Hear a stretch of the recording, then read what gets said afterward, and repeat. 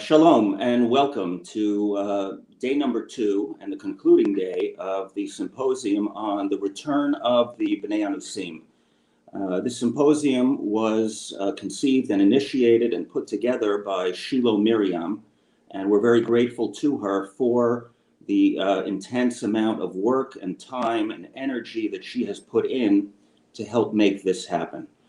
For those of you who were with us last week, you may have noticed that our focus then was on the historical aspects of the Bnei Anusim issue, for the most part. We spoke largely about the past. Today, we'd like to take a step forward, and we'd like to speak about the present and the future. Doing so, it was necessary, of course, to begin with an overview of the past. Because in order to know where we are going, we need to know where we are coming from. And I'm very excited for today's lineup. We have just a great array of speakers who will be addressing a number of topics for us today, which I'm sure you will find of interest.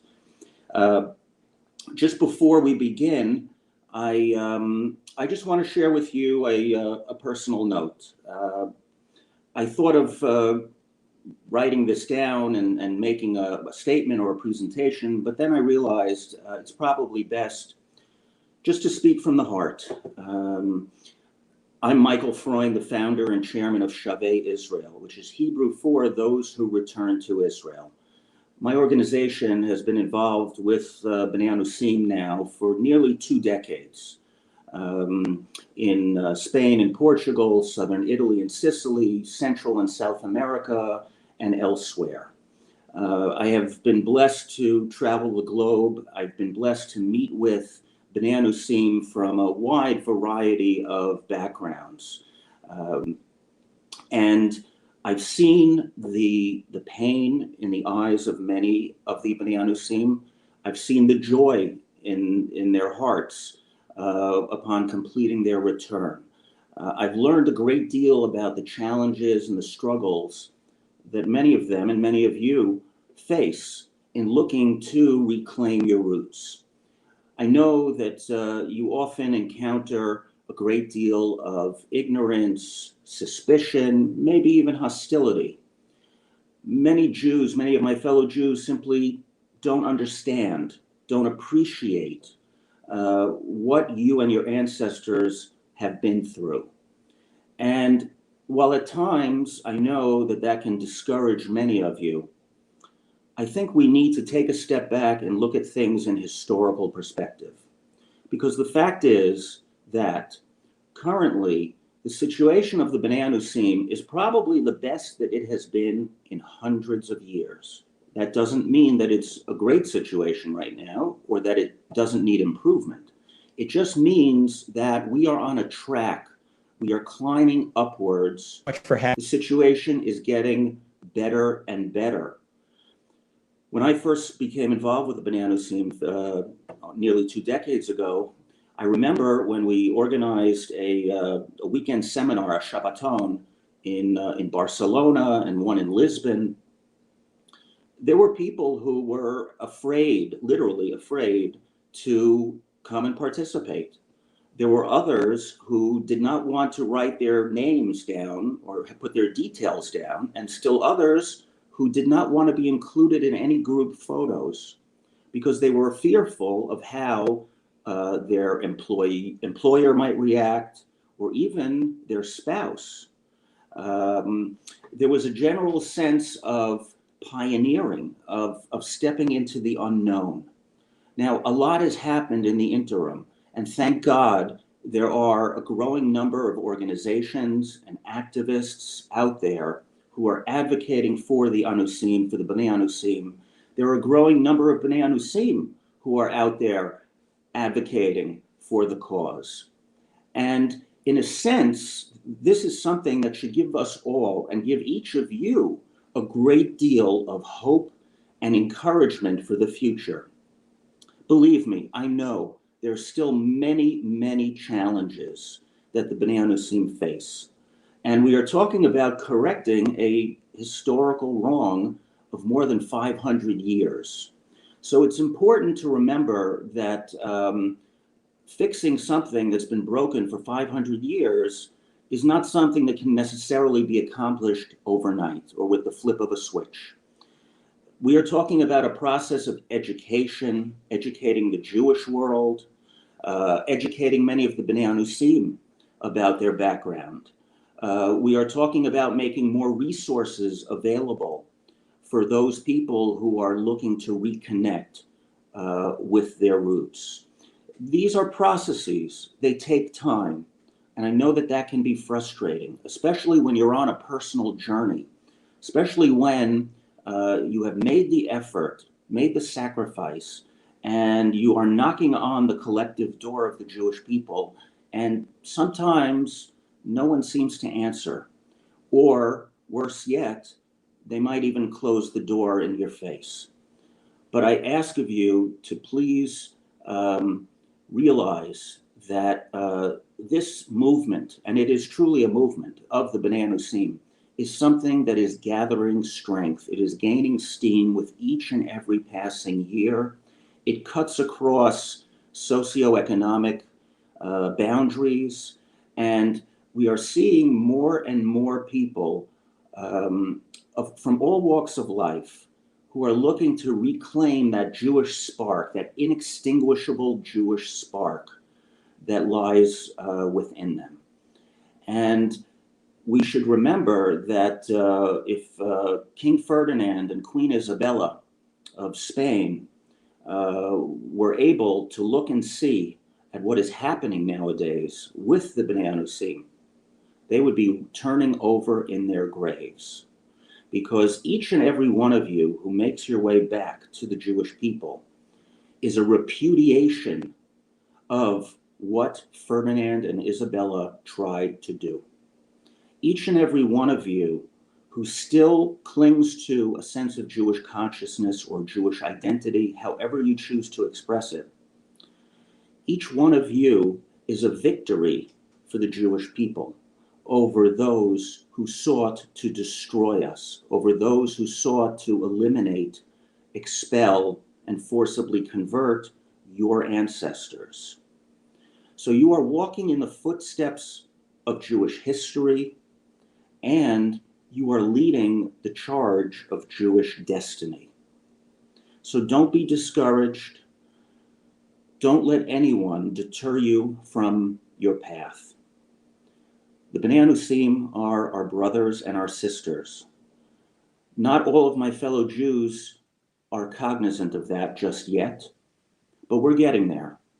And if we continue to hold events such as this symposium, if we continue to write and to speak and to advocate for the Bnei Anusim, I am confident that we are going to see a revolution, a sea change in how the Jewish world relates to this very important subject. So please be strong, please continue, please don't be deterred. Our first speaker today is a very passionate and articulate spokesman for the cause of the Bnei Anusim. Ashley Perry, or Perez, is the president of Reconnectar, and he's the director general of the Knesset Caucus for the reconnection with the descendants of Spanish and Portuguese communities.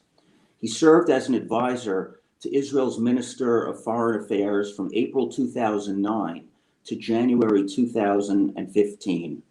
And his own family is linked very intricately with the story of Iberian Jewry. And as you'll see momentarily, Ashley is someone who speaks to this subject, not just from the mind, but also very much from the heart. Ashley, the floor is yours. Thank you very much, Michael. And first of all, thank you, Shiloh, for organizing this symposium, for putting this event together. I can only echo Michael's words pretty much throughout. His opening remarks are pretty much on every issue, but especially on Shiloh's determination and energy to put this event together. And I hope it'll be the first of many. As Michael alluded to, I'd like to sort of start by explaining a little bit about my background. I am from the what's called the Spanish and Portuguese Jewish community, otherwise known as the Western Sephardim or the Nashau. We are a community that basically rose from the embers of the Inquisition. Our sort of emblem in Amsterdam, which became the center of the Spanish and Portuguese Western Sephardi world, is the phoenix rising from the flames. That's very much how our community saw ourselves, because we are those who escaped the Inquisition and fled north and then fled west. And if you're listening to this from pretty much any community in the West, we were the first Jews. We created, formed the foundations of the community, the first Jews in the UK. My family itself, 350 years ago, started the community. The first Jews in North America, in Latin America, were Spanish and Portuguese Western Sephardim. The first synagogues in the Americas, the oldest synagogue in the America, in a place called Recife, was started by Bnei Anusim, running away from the Inquisition. It still exists, it still stands. The first synagogue in North America, Shirat Israel, and also in Rhode Island, etc., etc. So this is our community. My personal story, like many of our community, began in the Iberian Peninsula. According to family tradition, Perez comes from the royal family Perez, the Davidic royal tribe. Who knows if that's true, but it's a nice family legend regardless. And we always write our name with a tzadi and not with a zayin when we write it in Hebrew.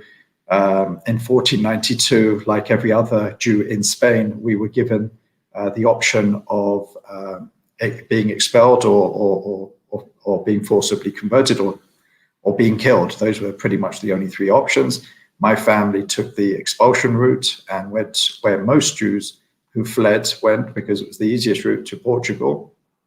They resided in Lisbon until 1497, when with the rest of the community, and I know this because my cousin, who's become a bit of an amateur, maybe even professional genealogist, has actually really recorded many of these dates. The people, I can trace my family back hundreds and hundreds of years, till about the 15th century, if not even further. And basically, like the whole community, they were forcibly converted pretty much overnight. But for myself and my family members, they managed to escape. They fled north, first to Hamburg, where there was a community, and then on to Amsterdam, and then on to London. I always say to the people that I work with, or the people I meet, the Bnei Anusim, I said, the difference between you and I is luck and timing. My family managed to escape, and unfortunately, many of theirs did not. For us, the Spanish and Portuguese Jewish community, the Inquisition, the expulsion, Spain, Sepharad, is not some old topic. It's not something that happened 500 years ago. It's something very much that defines us today. Still today, in our liturgy, in our prayers, we still pray for the brethren imprisoned in the Inquisition. And the question could be asked, why are we still in 2021 still praying for our brethren imprisoned by the Inquisition, when the last the Inquisition formally disbanded at the end of the 19th century? And I believe the reason is because we understand, perhaps more than any other community, that the Inquisition still reigns supreme around the world, because its effects are seen, because there are so many people who are still under the duress of what their family went through under the Inquisition. So that is why we still pray. Many of our customs are still tied up in this. So for us, the Inquisition, the Bnei Anusim, is very much part of our identity. So this is something which isn't foreign to me. This is not something that happened 500 years ago. This is something which is still very much part of us. And we know as a community, for hundreds of years, we were the most welcoming community. Up until the 18th century, any Ben or Bat Anusim who left the Iberian Peninsula was welcome into our community without a formal conversion. We knew who they were, we knew what they were, and we knew what their commitment was if they managed to escape. So this was very much a welcoming community, and in many ways still is, because, as I said, we are very much from this community. Our culture, our language. We still use Portuguese in the synagogue, not necessarily in the prayer so much anymore. But if you go to any Spanish and Portuguese synagogue, there is a strong likelihood you'll hear at least some Portuguese during the service or during the announcements. We still say sort of Spanish, Judeo-Spanish prayers. After Birkat Amazon, we say Bendigamos, etc., etc. So why am I telling you this? Because this is something which, as I said, is very much part of our identity, our formative identity. And it's something which I believe should be part of Jewish global consciousness. And a little bit about how I became involved in this professionally. As Michael says, I worked in the government for many years. At one point, I was working with a Minister of Agriculture, and I'm not going to go into this in too much depth, but I was introduced to someone who just stumbled upon this issue. And he just kept on hearing these people again and again say, I'm Jewish. And they didn't really know what to do about it. And he met these people who would show him a Magen David and then put it quickly back in their shirt, or all these types of ways of expressing that they have some affinity to the Jewish people. And he at one point decided to ask one of his friends. He says, this keeps on happening to me, and I don't really understand why. And the guy turned to him, who he'd known for many years. He said, that's because we are secret Jews, and I'm one as well. And he explained the whole history. And the guy that I'm referring to is of a Russian background, so he doesn't really know too much about the history. He'd heard of the Inquisition, expulsion. And so he listened intently to the whole story of these people.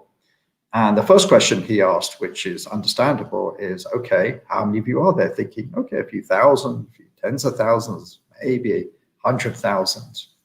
And he said, there are tens of millions of us. And this guy turned to me and said, I don't believe you. There can't be tens of millions. How has no one ever heard of such a thing? And he said, check. So this guy, who was a person of means, decided to go and check with his own money, his own resources, created a board of 12 eminent academics, rabbis, and just professionals in this area. And he came to the conclusion, after looking at records of ships going across to the Americas, and the numbers and the history and everything else, and really going into the detail, that there are 100 million of these. And, the numbers just surprised him. And that's when I was introduced to him by the former Minister of Agriculture, Yair Shamir. And we decided at that point to embark on doing something practical about this issue. He did the research, he did the numbers, and of course, we're just standing on the shoulders of giants in this field, like Michael himself and many others. And so we decided to create this organization called Reconectar. And then we decided to create formally, for the first time ever, a caucus in the Knesset, the Caucus for the Reconnection with the Descendants of Spanish and Portuguese Jewish Communities. And Michael, we were honored to have Michael speak at our first event. We had hundreds of people attend. Usually anyone who knows anything about Knesset caucuses, you're lucky to get 20 people around a room. It was a very exciting moment. But I want to talk a little bit at this point about what happened in the past and what we can be doing in the future. The first thing I would say to all of our Jewish guests and B'nai Anusim and non-Jewish guests, the most important thing that I always say to people is we are all B'nai Anusim. Most of us like to think we're Jewish and we were always Jewish, and these poor unfortunate people who were forcibly converted at one point in Spain or Portugal.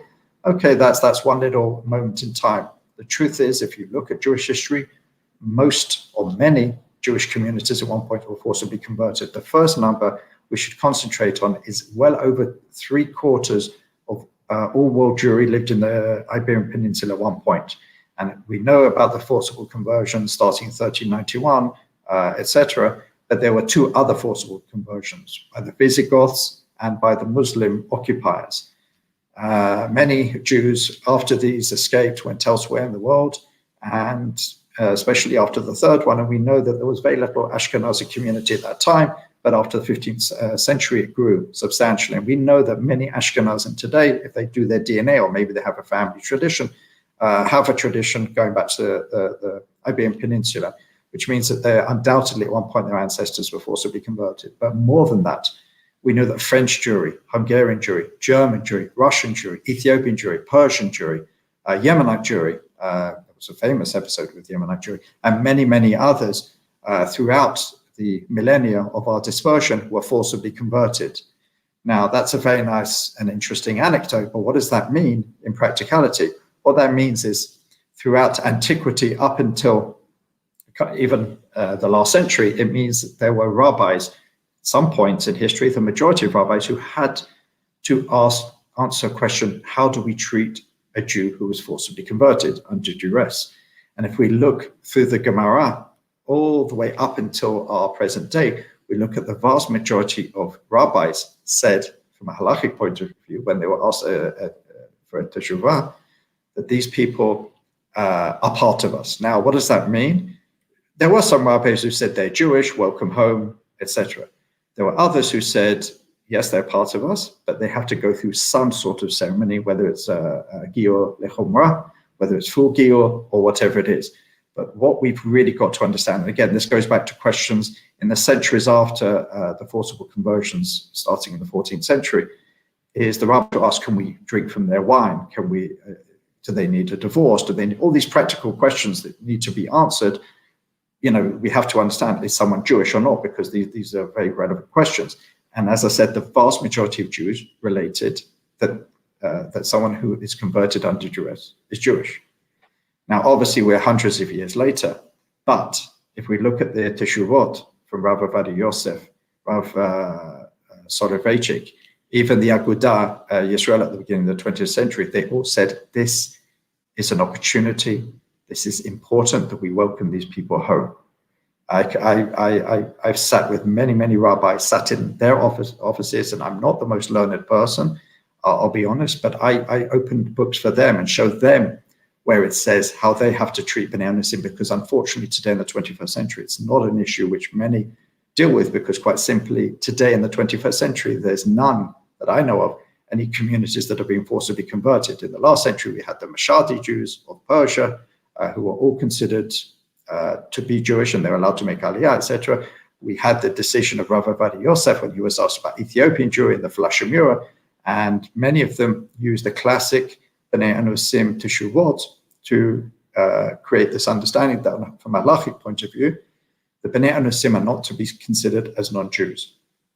That is clear from dozens of Teshuvot throughout the years. So with that in mind, it's important to look at where we are today. And ever since I started this organization, and I'm sure Michael and others can attest to this, I thought that when I went into offices of the major Jewish organizations, whether religious or secular, and started talking about this, maybe about 50% of them would be accepting, maybe 50% of them would sort of throw me out and say, you're crazy. I have to say that everyone that I've engaged with, I've spoken to, from the Prime Minister of the State of Israel, to the Chief Rabbi, to the President, to the head of the Jewish agency, to major Jewish organizations in America and elsewhere, the overwhelming majority of them have not heard of this issue, but are extremely welcoming. They understand the history, they understand the potential. And as one Jewish leader in Spain told me, this is a game-changing moment for the Jewish people. We simply have not had any opportunity like this in history. As Michael said, yes, there were times where Bnei Anusim fled to places like Amsterdam, to New York, to London, to Latin America, and they were welcomed back into the communities. But in the last few centuries, you know, there have been dribs and drabs, you know, individuals, families, tiny communities.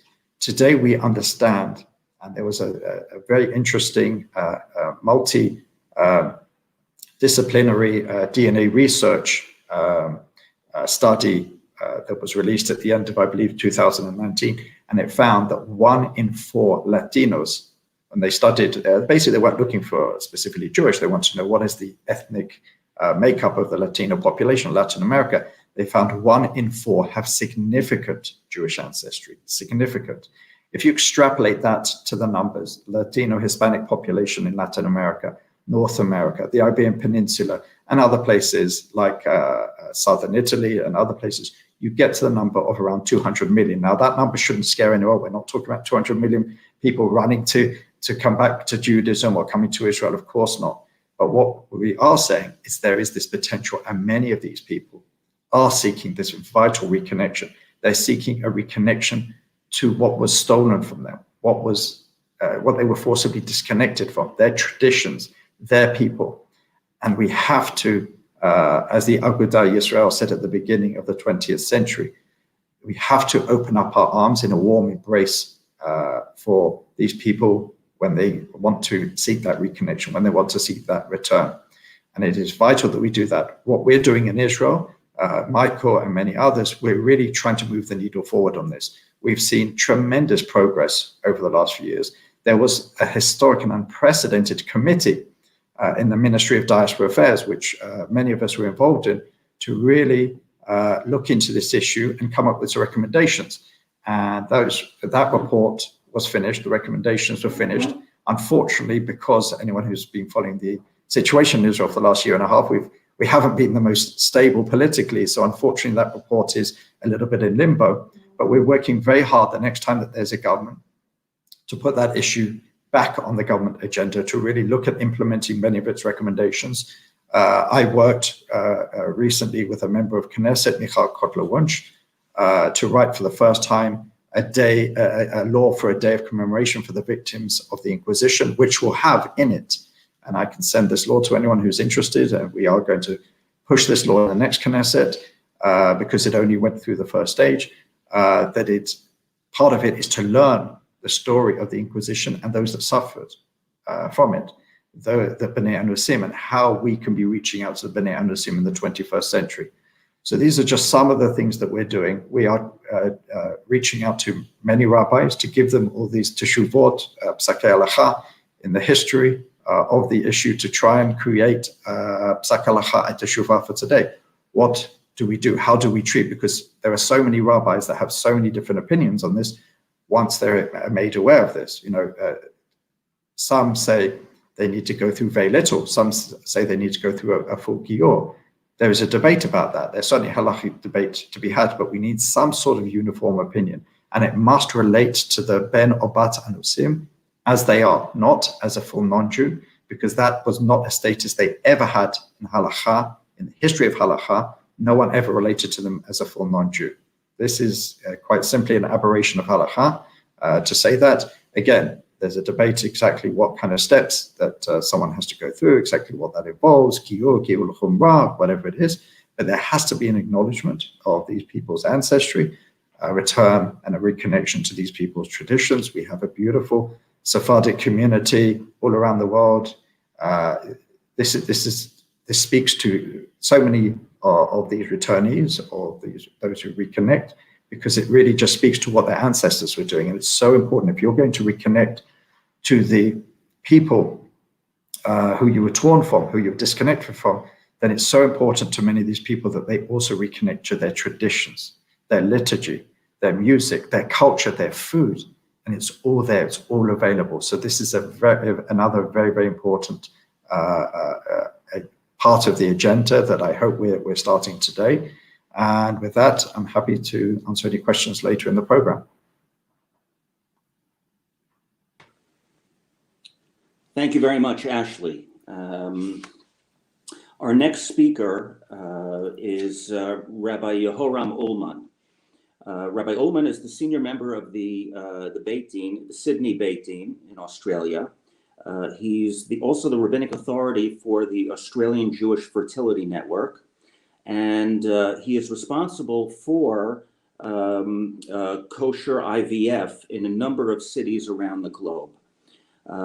In addition to being an expert on family purity and organ tissue donation issues, he runs an international institute for Dayanut, for the training of rabbinical judges. Rabbi Ullman is also an authority on issues relating to DNA and how they can assist in determining the Jewish status of an individual.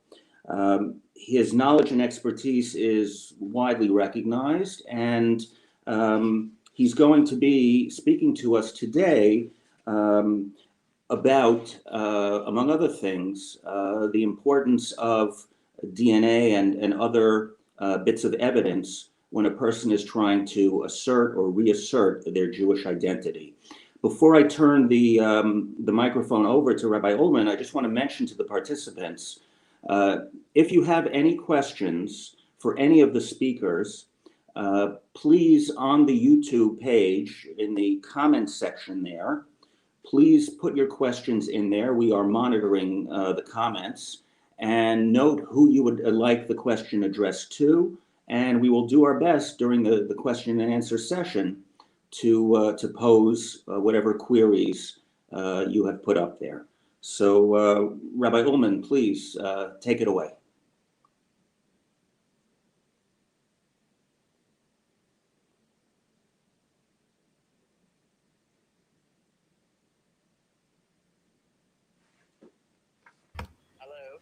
Can you come in, please? Can you help me? Hello? Just come inside. Help me. Come in. 1 second. Can everybody hear me? I'm just trying to turn on the camera. We can hear you, but there's no video. Yeah, I'm in 1 second. I apologize. Give me 1 second. It's a new program which I...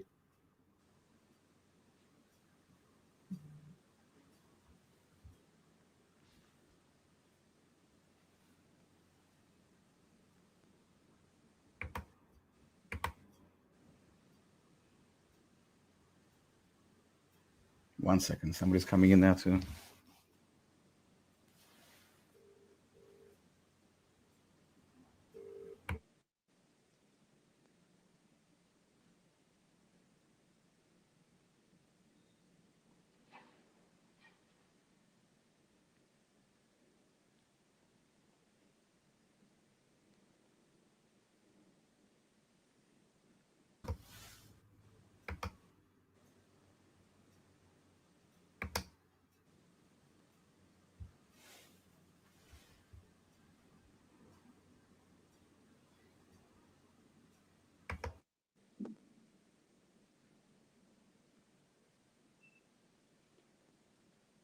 Please bear with us as Rabbi Ullman is just trying to connect.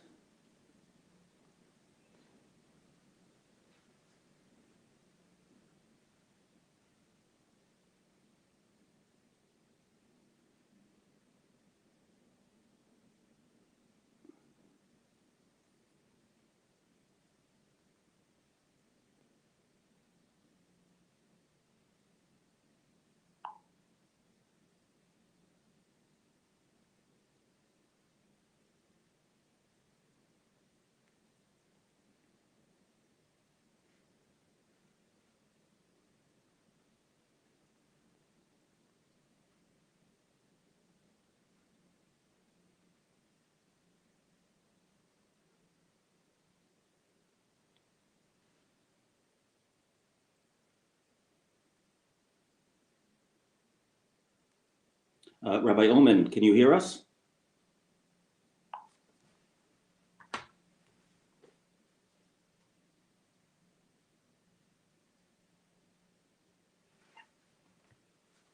We apologize for the technical issues.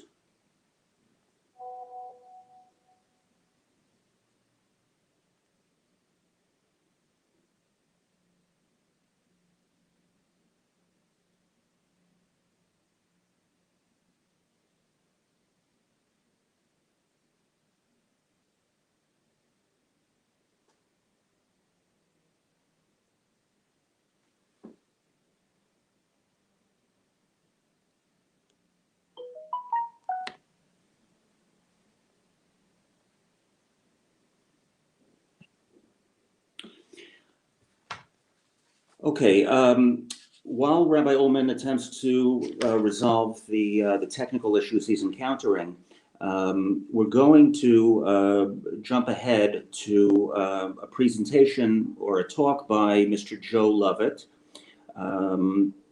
This is a recorded session, it's not live. Joe Lovett is an award-winning filmmaker whose films have engaged and inspired people around the world. After working at ABC News 2020 for 10 years, he founded his own company in 1989, and he's been honored with numerous leadership awards. And Joe Lovett was the director of the Children of the Inquisition film, which many of you saw. So please, we'll turn it over now to Mr. Lovett. Thank you so much for having me. I hope the conference is going well. Before I start, I'd like to recognize my dear friend and teacher, David Gitlitz, who is supposed to have been joining us. David was a brilliant person who made history come alive for everyone. Children of the Inquisition would never have been as good as it is, nor have reached so many people without his help and championship. So this talk is for David. Does any rabbi ever think that his Friday night sermon could change the life of a 13-year-old boy in his audience? Well, a Friday night sermon that I heard more than 60 years ago was the inspiration for my film, Children of the Inquisition. It was 1958 and I was just 13. Our rabbi, William Broud of Providence, Rhode Island, had just returned from a year's sabbatical. Part of his time was spent in Spain, where he had hoped to interview people from families who converted from Judaism to Catholicism centuries ago. Such people were still called Marranos, a derogatory term for swine. But the unwillingness of people to talk to Rabbi Brauda about their Jewish backgrounds was his inspiration to write the sermon that has stayed with me for over 60 years. The title was Totus Catholicus, which means everyone is Catholic. As Rabbi Brauda had approached people to inquire about their Jewish heritage, after all, an estimated 10% of the Roman Empire had been Jewish, as were the people of Iberia. No one, not a soul, would consider that they might have a drop of Jewish blood. No, no, no, they said to Rabbi Brauda. We are all Catholic, and we have always been Catholic. The possibility of a family Jewish history was inconceivable to them. In that sermon, Brauda explained that the fear and the shadow of the Inquisition loomed so large over contemporary Spain that it still struck fear in people's hearts. Now, of course, that was 1958, just a few years after the Holocaust in a very Catholic Spain under the leadership of dictator Francisco Franco. The Catholic Church was still preaching that the Jews were guilty of the murder of Jesus, and that guilt bled forward to all generations of Jews. Their only absolution was conversion. This doctrine was preached at every Sunday Mass. It was not an ideal time to be Jewish or to be suspected of having Jewish ancestry. As I say in the film, I was astounded that something that happened so very long ago could still affect people today. And my astonishment turned into a curiosity that has stayed with me for over 60 years. That was when I was 13. When I was 15 and had established myself as a filmmaker, I thought that how the Spanish Inquisition had changed the world, the very shape of it, and the identities of its people was too big a story not to tell. And I felt by that time I had the skill to tell it. The research proved to be fascinating. As I read and talked to scholars, I was constantly saying to myself, I had no idea. Like when I learned that even before the Inquisition, half the Jews of Spain had converted from fear of the Spanish pogroms starting in 1391 by the Dominicans.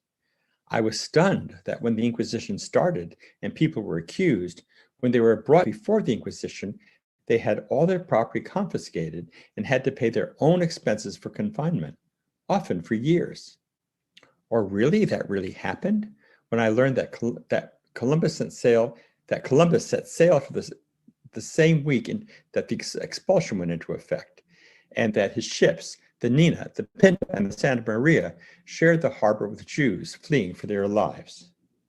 You're kidding, I said, when I learned that the Inquisition followed the conversos all the way to the New World, as well as to the Philippines and Goa. I had never known that. Or when I learned that many people in the American Southwest were descended from crypto-Jewish families, fleeing the Inquisition when it came in full force to Mexico, and that many Latin American Catholics lit Friday night candles behind pull curtains and avoided pork and shellfish. Many even circumcised their sons, more often than not knowing where these rituals had come from. It was a secret history that I was learning. I love secrets, and one of the things I wanted to know was, why was it such a secret? Why wasn't this history known? It seems to me that this history was kept secret for two main reasons. The Catholic Church didn't want to publicize it.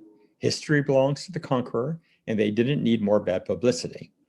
And when Jews and secret Jews aren't being murdered, They don't like to stir. Leave it alone. Don't stir the pot. Anti-Semites will come out. These attitudes have left people in the dark about our part in history. As I've looked over these past 500 plus years, I've come to find that conjecture is as interesting as the known historical facts. For instance, we know that Columbus sailed in 1492. We know he had Jewish staff. But what many people don't know is that the journeys were funded in part by wealthy conversos. What I wonder is, could they have been looking for more than the riches of the East? Considering their precarious positions in Spain and then in Portugal, could they also have been looking for a safe haven? Wouldn't that have made sense? I also wondered about the inquisitors and the rabid anti-Semitic clergy they became when they were descended from Jewish families. The Jews have long had practices of shunning people who converted to Christianity or married out.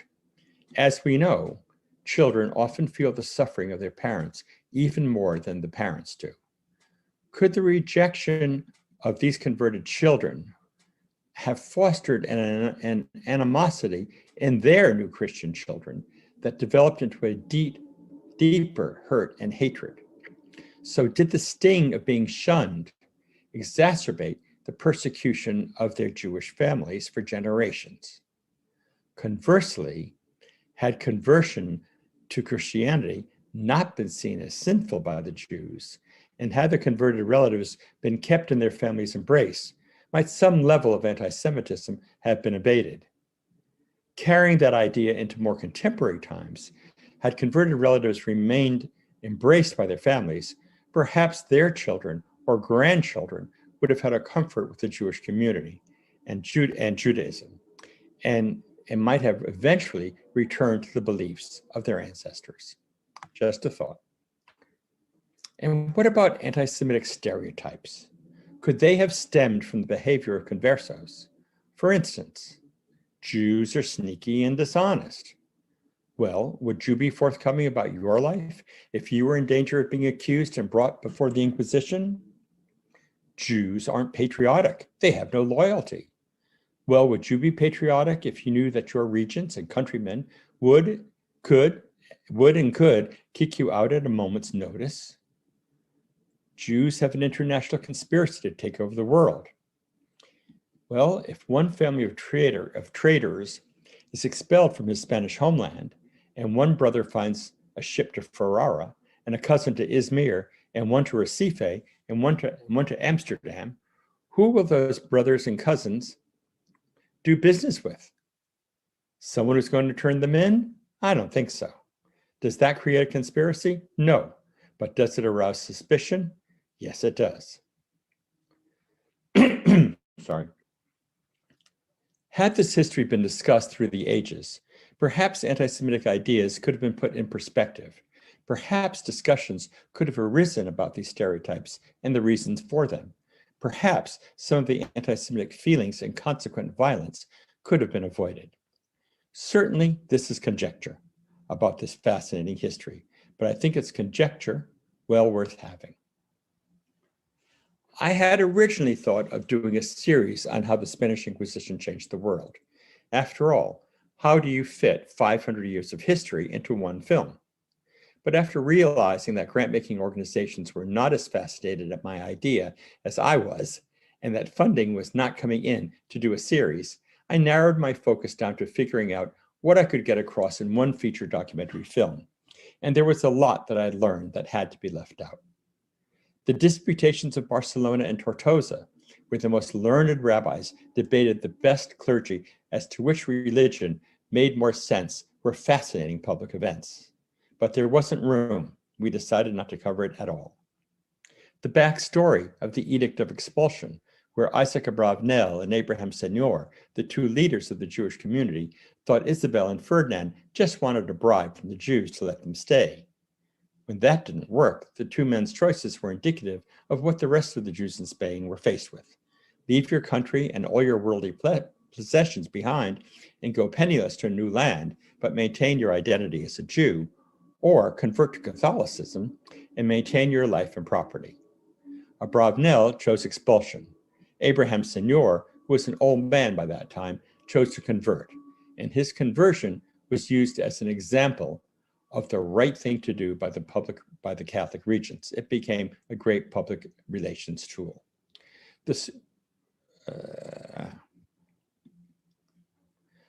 We shot the story of Abraham Senior and Isaac Abravanel in Toledo at Abraham Senior's home, but we didn't have room for it in the piece, so now it will live in the archive. Another major story we left out is that of Dona Gracia Mendes, otherwise known as Beatriz de Luna, a conversa living in Portugal from a very wealthy and influential family. Her story of helping secret Jews in Portugal escape to Reformation countries or city-states where the Inquisition had not taken hold is legendary and dramatic. Her own escape with her family and her wealth and their journey from Portugal to England to Amsterdam, through Italy and finally to the Ottoman Empire is legendary, but it couldn't fit in the film. Perhaps Barbra Streisand will make it into a great film based on Andre Alien Brooks's lovely book, The Woman Who Defied Kings. As well as taking us through the tale of the Ottoman Empire, Andre's original interview covered the story of Dona Gracia Mendes. But we felt that to fit her story into the rest of the film would be to minimize it, and that too will be left for the archive. So that is a short summary of what didn't make it into the film. But you might wonder, how did we get the stories that did make it in? And how did we come up with the plan to tell such a complex story that took place on so many continents and over so many oceans and centuries? I decided to tell the story by finding descendants of the Inquisition, descendants of the people who had to convert or flee. I figured that with so many migrations, no Jew or descendant of Jews would be able to trace their ancestry back further than a few centuries. But then I figured that I could have experts tell us what might have happened to their families during the Inquisition. I thought that following people trying to unearth family secrets would be a richer, more accessible way to tell the history than focusing on experts and dates. But how was I going to find such characters? During the research period at conferences, film festivals, meetings with scholars, kind introductions to different people, I looked for people who could be our characters. My standard was pretty simple, and pretty much what it has always been, even when working in network television. Would I want to have dinner with this person? Would I want the people I love to meet them? If I'd want to be friends with them, then there's a good chance my audience will as well. Ainsley Enriquez's family in Jamaica descended from Portuguese Jews who had found their way to Amsterdam and then to the Caribbean. I heard about them at a party in New York's Harlem. Over a glass of wine, I was asked what my next project was, and when I said I wanted to do something about the Sephardic diaspora, the guest I was talking to pointed across the room and said, "You must meet my friend Anna. Her father, Ainsley Enriquez in Jamaica, is a world expert and a descendant."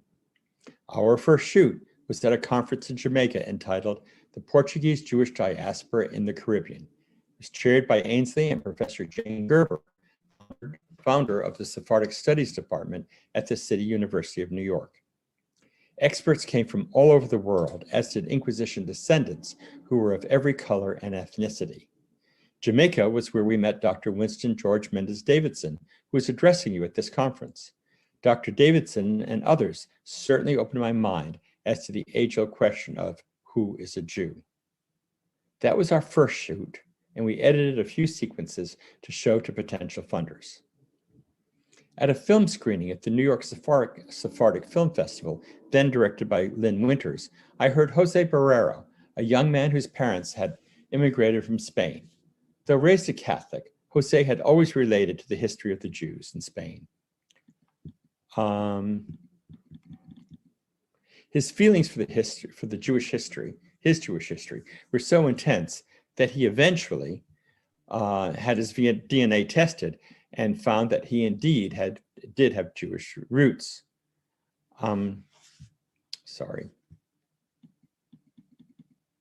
Like so many other Spaniards.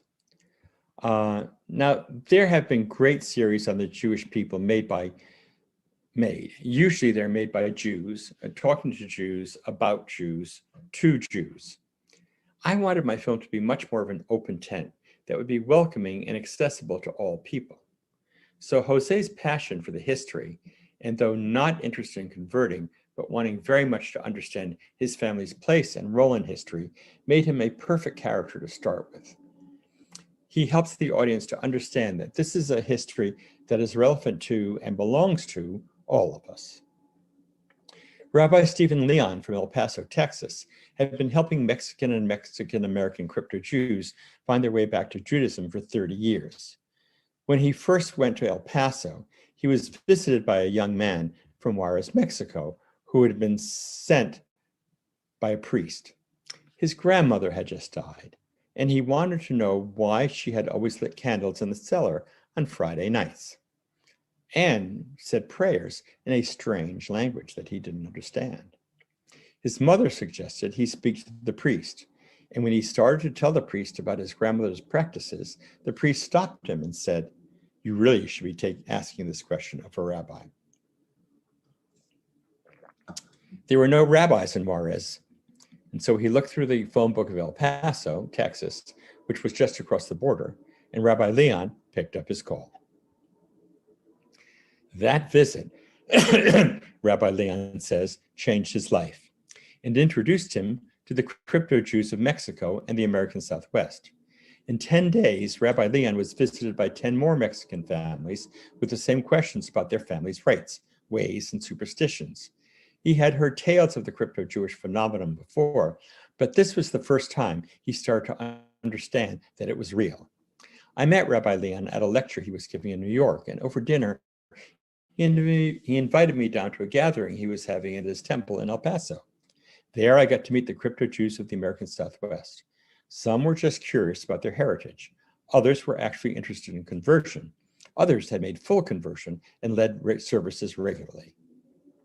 I was incredibly lucky to be taken under the wing of the Society for Crypto-Judaic Studies, founded by Professor Stanley Hortis, professor of history at the University of New Mexico and author of To the End of the Earth, A History of the Crypto-Jews of New Mexico. Stan, Jeannie Milgram, author of My 15 Grandmothers, among others, Kareem Brown, author of Finding Home, among others, and Debbie Wohl-Izzard enthusiastically invited me to a conference in Dallas, where I could show some of the sequences we had shot and edited, and get feedback from experts and from attendees who had come to learn about what their family history might have been. Our project was met with so much enthusiasm, and it made me realize how important this untold story was to thousands, actually millions of people. If you are not involved with the Society for Crypto-Judaic Studies, you may want to be. So far, we had covered a bit of history, the migrations of crypto-Jews to Mexico and then to the American Southwest, the families that had migrated from Spain to Portugal to Amsterdam and then to Caribbean, but there was still a lot to go. At another New York Sephardic Film Festival, Carlos de Medeiros, a New Jersey artist with a Salvador Dali-esque mustache, stood up to ask a question and revealed that he was a failed seminarian from Rio de Janeiro, who later found out that he was descended from conversos. "Well, may I talk to you?" I asked, introducing myself. It turned out that Carlos's cousin, an amateur geologist, had discovered that they were descended from the most notorious victim of the Portuguese Inquisition from the 1500s, and that her name was Branca Diaz, escaped to Brazil to join her husband, who was working in the new sugar trade. Branca Diaz's story took Carlos and me back to Brazil to trace his family's journey. At a New York conference presented by Professor Jane Gerber from the City University of New York, Jane introduced me to Doreen Carvajal, a Paris-based New York Times reporter and editor. Doreen wrote The Forgetting River, a memoir of how she, a child born to a San Francisco family with Costa Rican roots, Catholic, 6 kids, parochial school, uniforms, beanies, rosaries, the whole bit, as she says, learned of her hidden Jewish past when a rabbi she was interviewing for our story said, "Carvajal, Doreen Carvajal, you know, that's a very important Spanish Jewish family, don't you?" Doreen was put on a path then to discover the first ancestors in her family who had converted from Judaism to Catholicism in the 1300s in Segovia. We decided to make a pilgrimage to Segovia, where her 16th great-grandfather, Diego Arias Davila, was the finance minister to the king, Henry IV, Queen Isabella's older brother. At first, I wasn't going to cover World War II and the Holocaust. That history has been and continues to be covered. And beside, I thought it has no connection to the Sephardic diaspora. That's how ignorant I was. We learned that many of the Jews leaving Spain after the expulsion were welcomed to the Ottoman Empire, where they were welcomed by the Sultan and allowed to live as Jews, practicing their religion, having their own schools and courts, and thriving until the breakup of the Ottoman Empire in the first part of the 20th century. I learned that the Sephardic Jews were very imperiled by the Nazis, and that the once thriving Jewish communities of Salonika, today's Thessaloniki, and Rhodes were extinguished by the Nazis by the tens of thousands. The deportation of those Jews to the death camps in Poland was the furthest the Nazis went to complete their final solution. We didn't have the budget to go to Greece, but learned that there was a large community of Sephardic Jews in Seattle, Washington, where young history professor Devin Narr had founded a Sephardic studies department. With extraordinary help from Devin, we told the story, and his colleagues, we told the story of the Spanish and Portuguese Jews, 1,450 years sojourn in the Ottoman Empire, through the people in Devin's community, who were working to keep the history and even the Ladino language alive for generations to come. There is much we did not get to cover. As I said, we never had the budget and had to scrimp together the budget we had to cover what we did.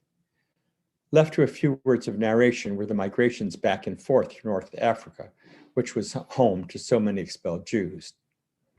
We never got to show the seats of the Inquisition in Cartagena, Colombia, or Lima, Peru. The conversos and crypto Jews were followed by the Inquisition to Asia, to the Philippines and Goa. But for us, they again were a few lines of narration and navigation routes on a map. Hopefully, these stories will be told many times in many ways in the future. Making films like this requires teamwork, and I was fortunate to have extraordinary teammates.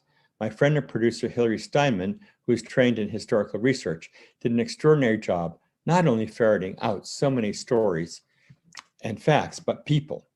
One day, Hilary called me over to her desk and said, "Look at this guy." It was the video lecture by Professor David Gitlitz. His deep voice, sparkling humor, and keen command of his subject pulled us in. Wow, he's great. Who is he? Where is he? David, we learned, was a brilliant presenter, and we thought if we could get him to participate, we'd have it made. When we called David at his home in Oaxaca, Mexico, we learned that he was an expert on Doreen Carvajal's family and the Inquisition testimonies against them. What luck. Liking our way of telling the history, David agreed to accompany us to Segovia for 2 weeks to trace the story of Doreen's family and the impact of the Inquisition upon them. David worked like a dog, 12 hours a day with us, never tired, never complained, and gave us brilliant exposition on how the Inquisition came to be and how it affected the lives of so many people in so many different ways. David had always been an enthusiastic collaborator in our educational research and had as well, and had been scheduled to participate in this program.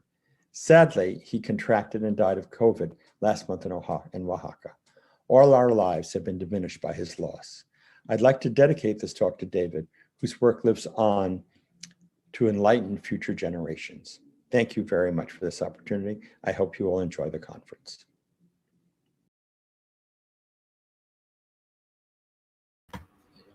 Can you get me this speaker?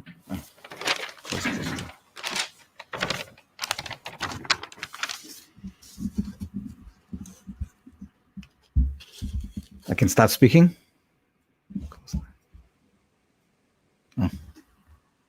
Yes, that was Joseph Lovett, the filmmaker, and now we are pleased to have with us Rabbi Ullman. I apologize for the technical glitch, but thank you for your patience, and I want to thank Sheila Miriam, Rabbi Freund, the other speakers that I had opportunity just now to hear. My theme tonight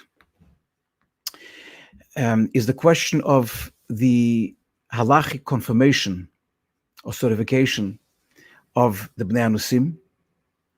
DNAs, I'll include a certain part of it. I think it's important to preface with a larger question of what are we talking about? Why is this question important to us? Why can't we just say that whoever comes along and says whoever they are, we just accept them without any questions of halachic confirmation? And this question goes back to the one of the foundations of the Torah and halachic Judaism, and that's a question of Mi Yehudi, which was established by God Almighty Himself some 3,300 years ago at Mount Sinai, when the definition of a Jew, Mihu HaYehudi, was established as one born from a Jewish mother, or someone that was converted according to halacha, according to Jewish law. And this is arguably one of the main principles and reasons for the Jewish survival, that this particular definition was something that was guarded very, very carefully throughout the ages. And it's responsible for the phenomena that we find today. The Jewish people are one of the only nations alive after so many years and so many years of exile and persecution, because for them it was an important factor who is a Jew. And this particular definition, this particular principle, transcends the question of what we consider ourselves necessarily. For example, you can have a situation that is described in Talmudic and halachic literature called Tinoik Shenishba, a young child who was abducted. Let's say you have a child who was stolen from his parents, and he was raised by a different nation, never even knowing that he is Jewish, never identifying with the Jewish people, never considering himself or herself as a Jew. According to halacha, this particular child is a Jew. His neshama, his soul, is suffering because it was sort of torn away from its roots, from its source, and it was taken elsewhere. But halachically, such a person is a Jew, and if we can prove beyond the shadow of a doubt that he was born to Jewish parents, he wouldn't have to go through a halachic conversion. On the other hand, you might have a situation that a certain person as a child was adopted by Jewish parents. He was raised with keeping the mitzvot, keeping the commandments, studying Torah, and identifying as nothing but being a Jew. But if this person wasn't converted as a child or later on, according to halacha, he is not Jewish, even though he may identify and feel and consider himself nothing else but being Jewish. So we have this particular definition, and we have also a reality that we live in today, the reality that permeates the Jewish people throughout the ages, the different challenges. Why today we have quite a number of people from all different countries, from different backgrounds, that come and they have different evidences and different proofs that they are Jewish, but sometimes it's difficult to be able to ascertain and to certify them as such.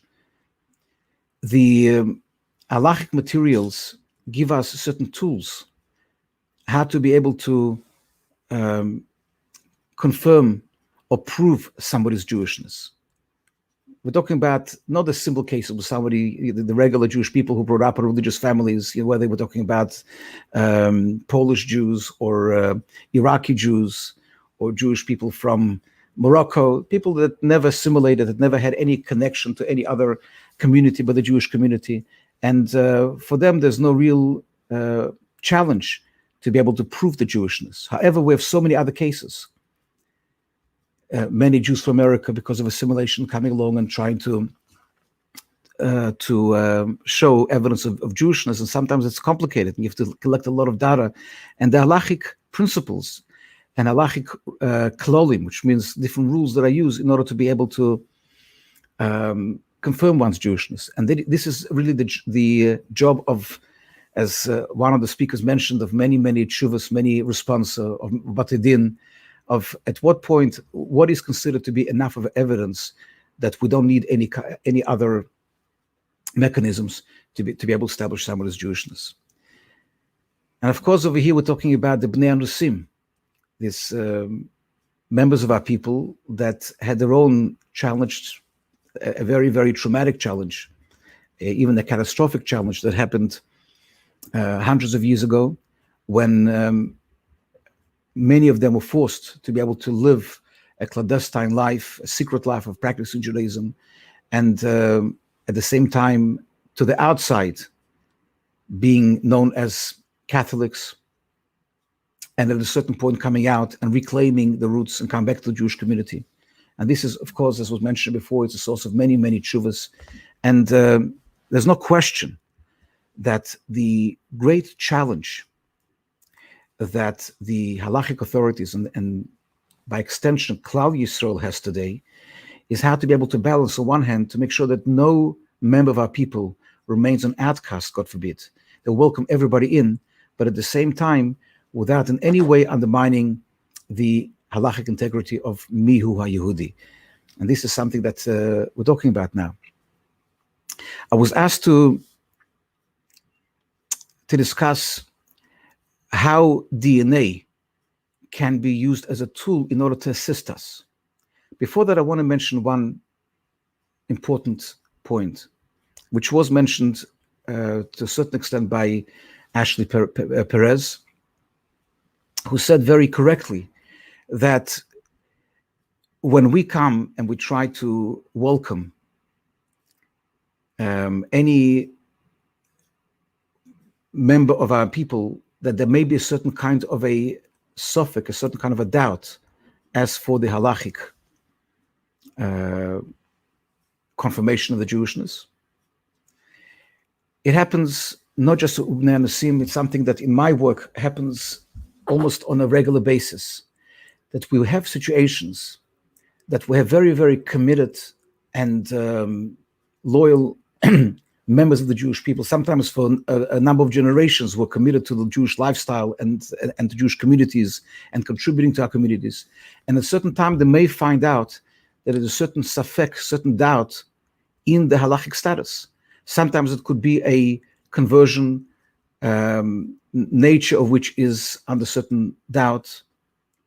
And many times they come to us, the Beth Din, and they ask us. It's not a question that anybody challenges them. It's not a question that anybody comes to try and somehow cast aspersions on the Jewishness. Sometimes it comes from them. They're coming along and they're saying, we don't want to live a life of having a doubt, even a 1% doubt that we are Jewish, and asking us to be able to do something in order to take away this doubt.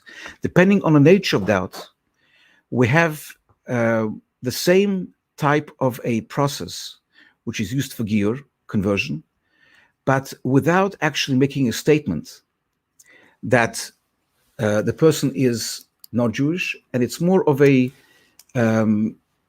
tefillah, an immersion, or a type of a Giyur, which is used to alleviate any doubt. And it has a number of different levels. Sometimes it's called a Giyur misofik, when there's serious doubt, it's called a Giyur to alleviate doubt. Sometimes it's a Giyur lechumra, which is a less of a Giyur, to be able to, more like a stringency, when there could be a argument to say that maybe there's no need for a Giyur, but nevertheless, a argument still exists, and to alleviate that argument, want to be able to go through the particular Giyur of reconfirming connection to the mitzvot and going to the, undergoing the tefillah, the immersion, l'shem Giyur. Sometimes it's even called something which is called Kabbalas Chaverus, which means almost like a reconfirmation. And then it sometimes is done when, for whatever reason, a member of our people was born in a very assimilated family, and at a certain point they may even practice Christianity or other religions. And then in order to reconfirm the connection to Judaism, they will go what's called Kabbalas Chaverus, which it's not a statement whatsoever that they weren't Jewish before. But nevertheless, it is a it is a form of reconfirmation, which is necessary for different levels of purification or doubts or whatever it may be. So we see over here that it's impossible to be able to come along and to give it some kind of a black and white definition what has to be done. There's no question if somebody comes along from any community, whether it's Bnei Anusim or whether it's Jews from Russia or from any other place, and they've managed to find sufficient evidence, nothing would make us happier than to be able to welcome them without any necessity for a giyur, even the chumrah, even as a stringency. However, it's not always the case. And in such a case, we have to be able to do it in a very, very sensitive and compassionate way without making our brothers and sisters feel like we don't accept them as part of our people, but at the same time, it still has to be done in order to maintain the integrity of Mi Yehudi without any doubt. When it comes specifically to the case of Bnei Anusim, with which our Beis Din has dealt extensively on many different levels, in many different cases, it's also impossible to be able to put into one group how we can actually certify them as halachic Jews without any questions at all. I fully on the same page with all the other speakers about the importance of being able to assist them and to bring them into the Jewish nation and to do everything possible not to push them away. I think everybody knows that generally speaking, Jewish religion is probably the only major religion that is not interested in proselytizing, in convincing people to convert to Judaism. And generally speaking, there is even an obligation of being doiche, of being pushing away a potential candidate who comes to convert. However, when it comes to many of the groups that are seeking the return to be members of the Jewish people without any doubt, over there's no need for any level of tchiyah. On the contrary, there's a choiv kodesh, a holy obligation to be able to show them the love and the kiruv, and bring them closer and do everything possible to assist them to be considered members of the Jewish people without any doubt. Specifically, when it comes to Bnei Anusim, we've faced a number of many different challenges. For example, sometimes we have men and women are coming forward and bringing proof of Jewish observance within the families. There's no real proof on the maternal line that they're Jewish, but there's definitely a very, very strong evidence that families have practiced Jewish traditions and customs and commandments, sometimes for many generations.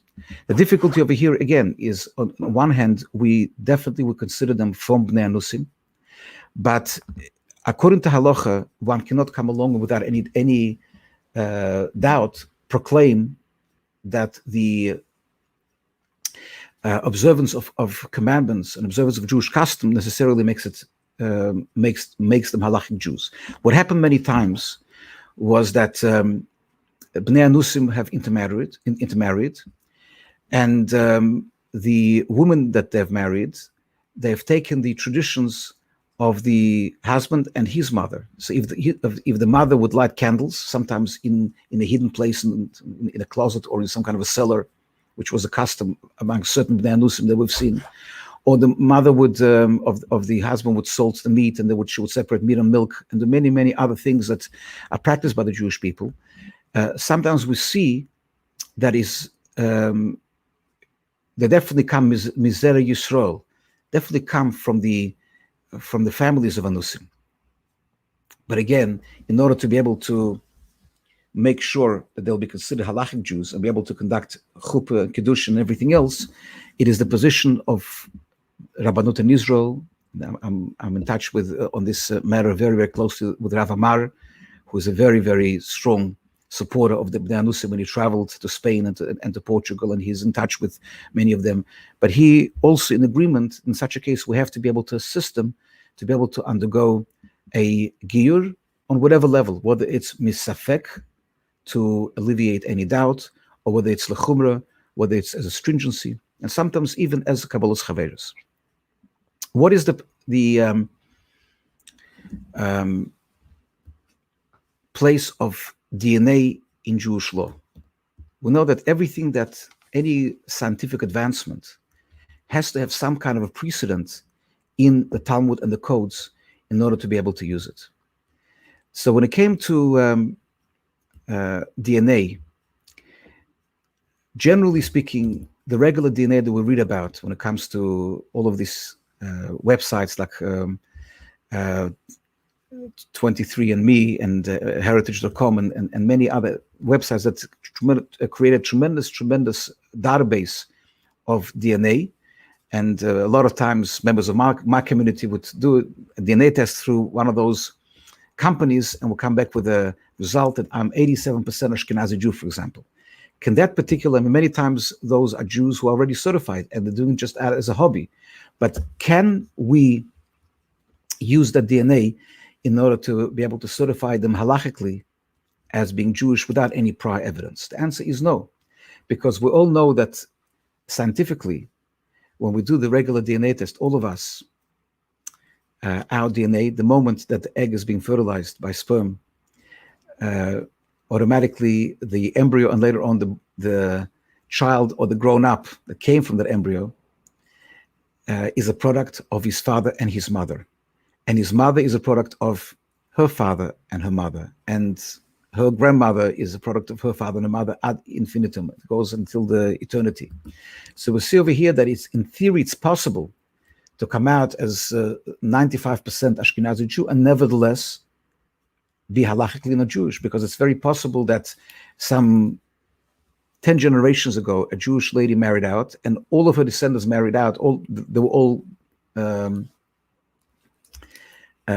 in this case, it's the other way around. In this case, we're talking about a situation where somebody came out as only 5% Jewish and they still could be Jewish. Because if a Jewish lady married out and there were all girls born from each generation, but they all married out, non-Jewish men, after many generations, they'll come out as maybe 5% Jews, but they could be halachically Jewish. On the other hand, it could be the other way around, that a person is classified genetically, he's being shown as to be 95% Jewish, but in reality, it was a non-Jewish great-great-great-great-great-great-grandmother who married a Jewish man, and since then they're all married Jews, but nevertheless it's possible to be halachically non-Jewish. So when is it possible to use DNA halachically? And over here we have something called the mitochondrial DNA. Mitochondria, without going into details, is a minuscule part of our DNA. So if we take, for example, an egg of a woman, it has something like over 3 billion letters of DNA. It's the largest cell in the human body. And the mitochondria is 16,500 letters of DNA. So it's a very minuscule part. And in theory, because mitochondria is passed from a woman to sons and daughters, but with the males, it self-destructs and it'll go further only from the females. So when you test the mitochondrial DNA, you see only the status of the DNA of the individual only on his mother's side, which completely negates the paternal DNA, which in theory, if there could be perfect tests, and if you know that there was a Jewish woman living in Spain in the 1400s, and you could match somebody today to this woman, then in theory you could pronounce this person to be Jewish. First of all, the question is, how can we do it? And second, based on what? What is the precedent in the Talmud and the codes? And it's something which I was involved for the last 4.5 years. And unfortunately, my time is very short. Otherwise, I would share with you some of the most fascinating cases we had to do with the mitochondrial DNA. But to give you an idea how, what is the source within the Talmud that allows us to a very limited extent to use mitochondrial DNA to help and assist in those limited cases where we can to establish and help establish Jewish status. There is one of the very comparable precedents comes from the laws of an aguna. Aguna means a woman that her husband has disappeared and there's no testimony to his death. Once a couple is married halachically, Chuppah Kiddushin, the only thing that can break the marriage is either the death of one of the partners or a Jewish divorce according to halacha, according to Jewish law. So today we have an unfortunate phenomena of agunot, women who are denied a get by the husband. In olden times, the practical expression of this concept of an aguna was a woman whose husband went on business or traveled or went fighting in a war and he has disappeared. If there will be at least one witness to his demise, then the Beis Din could give permission for her to remarry. What happens if there isn't even one witness? So the Code of Jewish Law gives the following scenario. It comes from a Talmud in Yevamos.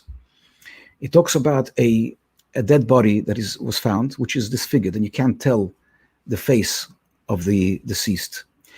There are certain circumstantial evidence pointing that it could be the husband of the woman who is seeking to find evidence whether he's alive or not. And the woman comes forward and she says, I have a particular siman, I have a particular identifying sign that this is my husband. And the sign is true, that she identifies him, but they find that sign on the husband. The question is, what kind of a sign do you need in order to take this woman and change her chazaka, change her legal status of being a married woman to being a free woman, and a not married woman, which is one of the most difficult transitions in Jewish law and with the most severe repercussions. So the poskim tell us that there are three, it comes also from a Talmud, that there are three types of signs. There's a siman, a very weak sign, a middle sign, intermediary sign called siman emtsoi, and a siman muvak, which means that ultimately the greatest sign that could actually change on its own. When it comes to middle signs, to intermediary signs, you need quite a few of them in order to change the status. But a siman muvak is enough even with one sign. And the poskim, both on the Shulchan Aruch and in Otzar Poskim, which is the compilations of responsa on the Shulchan Aruch, define siman muvak as 1 in 1,000. It has to be so rare as to be 1 in 1,000. And a very compelling argument is that when it comes to mitochondrial DNA, it has both comparisons. First of all, we're talking about a very similar change of status. Before we're talking about a married woman becoming a not married woman, and we were talking about somebody who was until now wasn't proven to be Jewish, and now we're changing the status to make them Jewish. And second of all, the level of the sign, mitochondrial DNA in some situations could be very compelling. What is it compelling? So we found that, and there's also a question of roif, that in certain genetic groups, there are certain groups, certain families that are virtually exclusively Jewish. And this phenomenon we find among some of the Jewish people. It's interesting about the mitochondrial DNA is almost exclusive to our people. You don't find this with any other nation, precisely because the Jewish people over the years, they were so committed to the concept of who is a Jew and not assimilating. When it comes to Jews from Georgia, Georgia, Bukhara Jews, and Caucasian Jews, and Ashkenazi Jews, we find that there's certain very, very clearly identifiable families that were almost exclusively Jewish. Unfortunately, among most other families that we've seen, at the moment, the science of mitochondrial DNA doesn't allow us usually to be able to identify those families with the same certainty. So you can have families that are both Jewish and non-Jewish. So the fact that you could identify a particular person who is seeking confirmation, and you find within the genetic groups some Jews of the same DNA as him, it may not confirm his Jewishness yet, because you also find with the same DNA some non-Jewish people. Sometimes you find certain groups where they're exclusively you hardly see any Jews with that particular group. Specifically with Sfardim and with many of the Bnei Anusim, we find the phenomena that sometimes we see a match to certain Jewish people with the same DNA, and also some non-Jewish people with the same DNA. And therefore, even with Ashkenazi groups, DNA is still very, very limited to be able to assist people. It's something new. It's something which is developing. I'm working very closely with a close colleague, a friend, a colleague of mine called Rabbi Litka, who started a whole institute called Machon Simanim, which specializes in that area to assist our brothers and sisters to be able to help them to find more and more evidence using DNA. And this science is growing very, very quickly, but at the moment it's still very limited, not just for Bnei Anusim, but even for Ashkenazim and other members like Temanim and Sfardim and so on and so forth. So what I want to say as to be able to sum up what I'm saying is that we find ourselves in a predicament, and I was given permission to say, because I think one of the most special examples we have today is the organizer of this event, Sheila Miriam herself, who approached me quite a while ago with her desire to be able to be accepted as a full-fledged member of the Jewish people. And my challenge was, on one hand, I have no doubt that Sheila Miriam comes from the Bnei Anusim, and I really was pushed by a very great desire to assist her. But at the same time, I had to find the right words to communicate to her that at this point, I think that the only way that we can do it is by doing what's called a tevila, an immersion, misafek, to alleviate all doubt. And to her credit, Sheila Miriam went in that direction. I told her very clearly that in my eyes, I never would consider her to be somebody who wasn't Jewish. And to me, this was a welcome back to our people, and being able to assist her to be able to eliminate and alleviate any kind of suffering that could exist. And I would like to say that at this point, I would like to encourage all of our brothers and sisters who come from the Anusim, as well as all the other groups that are in a similar situation, to be able to do the same. And we have a precedent in Chazal. Chazal tell us that we have 10 tribes that have disappeared from the Jewish people. And when Mashiach will come, it'll be his job to be able to identify them. But until such time, until we have the proof that the Chazal, that the sages have given us, we have to be able to identify those groups. We have to be able to see that it's the pre-Mashiach times, we have this concept of Shovu Bonim, that the sons and daughters of Jewish people are coming back to the roots. But we have to assist them in a halachic way with the tools given to us by the Code of Jewish Law. And I think that if we go in that direction, we'll be able to assist all of them, without any exception, to be able to come back and to be able to feel not just themselves as part of the Jewish people, but feel that there's no doubt in their minds, on anybody else's mind, as to the precise halachic status. I want to thank everybody for the opportunity to speak, and thank you very much.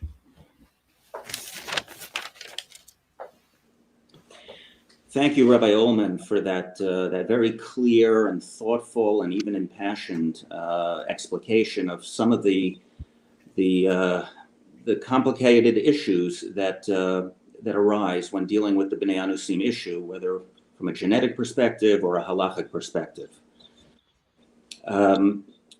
We have now, I'm just happy to tell you that we have about 500 registered participants from over 28 countries around the world who are watching this or who registered to take part in this symposium.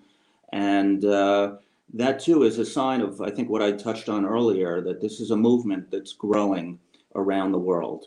And I just want to remind you, if you have any questions for any of our speakers, please make use of the comment section on the YouTube feed of the symposium.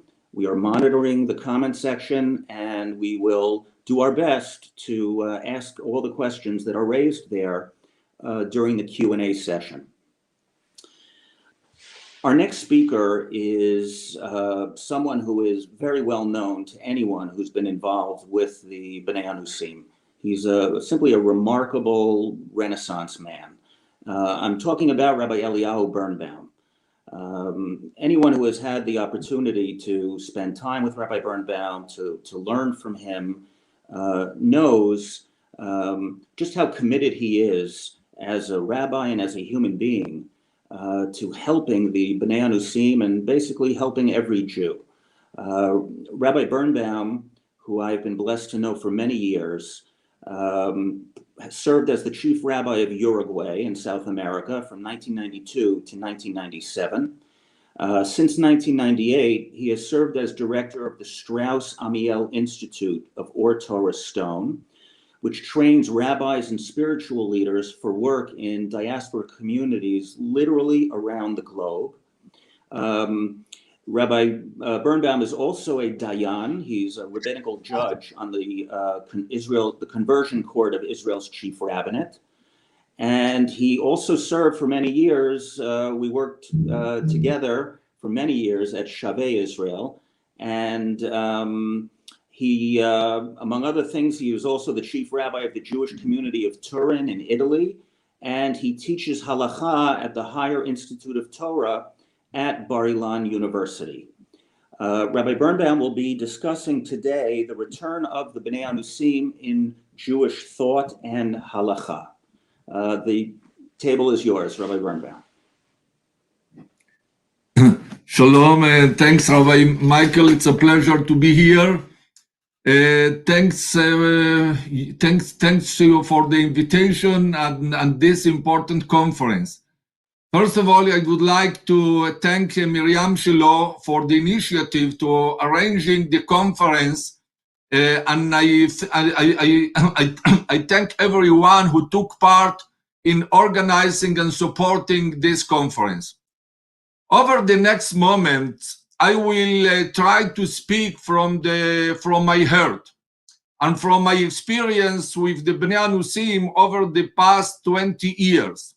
And I will also base my speech on passages from the Bible and the rabbis which shed light upon this important topic.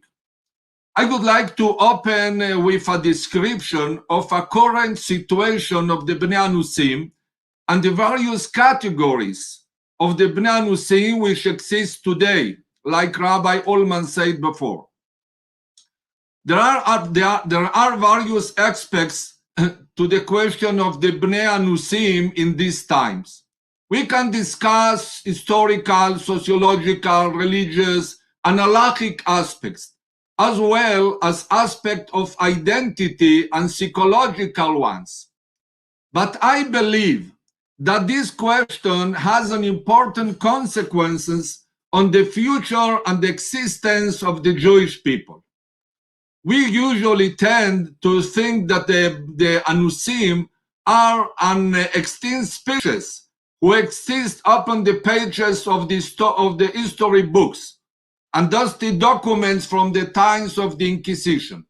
But in fact, it's not so. There are Bnei Anusim alive and kicking today around the world, asking the return and reconnect their destiny to the future of the Jewish people. Every week, I hear news stories and receive emails with requests from people who find a connection to past generations of Anusim. There are various categories of Bnei Anusim throughout history, as well in our times. The Anusim, like everyone knows, are Jews who were forced to convert to Christianity during the Inquisition, but continuing to observe the Jewish law secretly in their earths and in their homes. But today, the situation is such that there are no Anusim, or Maranos, or Conversos, or crypto-Jews, who live a double life and keep their Judaism in a secret. There are only Bnei Anusim who discover their roots and their affinity to Judaism. So actually, there are no people living under a false identity as Jews in their homes, as Christians in public. It is well known today that there are Bnei Anusim all around the world, where the Anusim were dispersed when they fled from the decrees and destruction. Some of them are living in Spain and Portugal and believe that there are descendants of the Jews from the time of the Inquisition. Individually as a community, the descendants of Bnei Anusim are acquiring a renewed awareness of their connection to the parentage. Thousands of Bnei Anusim are currently undergoing a process of spiritual and national search with the purpose to returning to their Jewish roots. Of course, the whole matter of the Anusim is complicated. There are many groups and divisions among them, and not all of them are descendants of the Anusim of Spain and Portugal. But most of them can be seen as their spiritual descendants when considering the halachic consequences that apply each group. There are Anusim who have a direct lineage from Jews, but not Jewish identity. These Anusim kept certain traditions and were strict about marrying only between the family, but they could not explain why they did so. They light candles hanging on Friday night, and they married only family members, but they did not see this as a religious or Jewish act. On the other hand, there are Bnei Anusim whose Jewish identity is strong. They know that they come from a Jewish family that in hundreds of years back. But it is very possible that the lineage was broken, and over the years they married non-Jewish. However, they feel like Bnei Anusim and are proud to their Jewish root, and they wish to revive their Judaism. Abarbanel wrote in the 15th century of these Jews, the 16th century, he wrote, "We consider them as Gentiles, but we believe they will return to Judaism. God did not give up of them, and with his great mercy, he will return them to his Torah." There are Bnei Anusim who were born to a Jewish mother, while others born from Jewish father. Nonetheless, they feel truly Jewish. Unfortunately, there are also evangelists and messianic missionaries who try to impersonate Bnei Anusim in order to influence Jews. In addition, there are converts and in the emerging communities which are arising around the world. Of course, this is a completely different phenomenon, as there are no descendants of Jews, but Christians who leave their religion and choose to become Jewish. But I believe they are both a postmodern phenomena of searching of meaning and roots. It is interesting that also rabbis who spoke of the return of the lost Jews, the lost tribe, and in gathering of the exiles, wrote that it must be clear that not everyone who returns to the Jewish nation will be Jewish according to Halakha. Nonetheless, we must accept them joyously, even if they must undergo a conversion process. In the book of Ishayahu, it's written, "And they shall bring all your brethren out, all of the nations, and of them also I will take for the priest and for the Levites, said the Lord." In his commentary of these pages, Radak in the 13th century wrote, that is to say, even from those who were firmly settled among the Gentiles in faraway Islam until they were forgotten, and they may have changed the religion somewhat. Even so, from them I will take to be priests and Levites. Really a very special concept. I believe that a new phenomenon has been formed these days of the Bnei Anusim by identity. These are people who cannot prove a historic or genetic lineage on their mother's side from Jewish families, but based in various signs, they believe that they belong to families of Anusim and ask to return to their parents' root. Usually, most Bnei Anusim who ask to return to Judaism today do not learn of the roots through family tradition, passed down through the generations. They discover something, a family name, an object, some deep feeling in their heart, and they start to research their family. It is actually a reverse process, not a regular one. Therefore, it is becoming more and more difficult these days to confirm the Jewish status of the Bnei Anusim, as it is almost impossible to prove the family lineage over the generations. Now, a little bit about the halachic approach. In the halachic world, there is much confusion and misunderstanding. There is not enough time to explain the full situation, but I will try to touch a few topics shortly. The first topic is the status of the Bnei Anusim during the first generation after they converted to Christianity.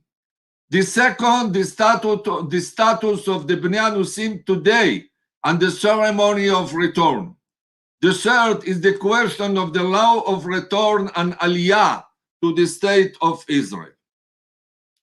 Historically and halachically, we must, of course, make a difference between the first generation of the Anusim, following the expulsion or a few generations later, and the situation today, 500 years later. In the beginning of the period, most of the Anusim were strict about marrying only among themselves.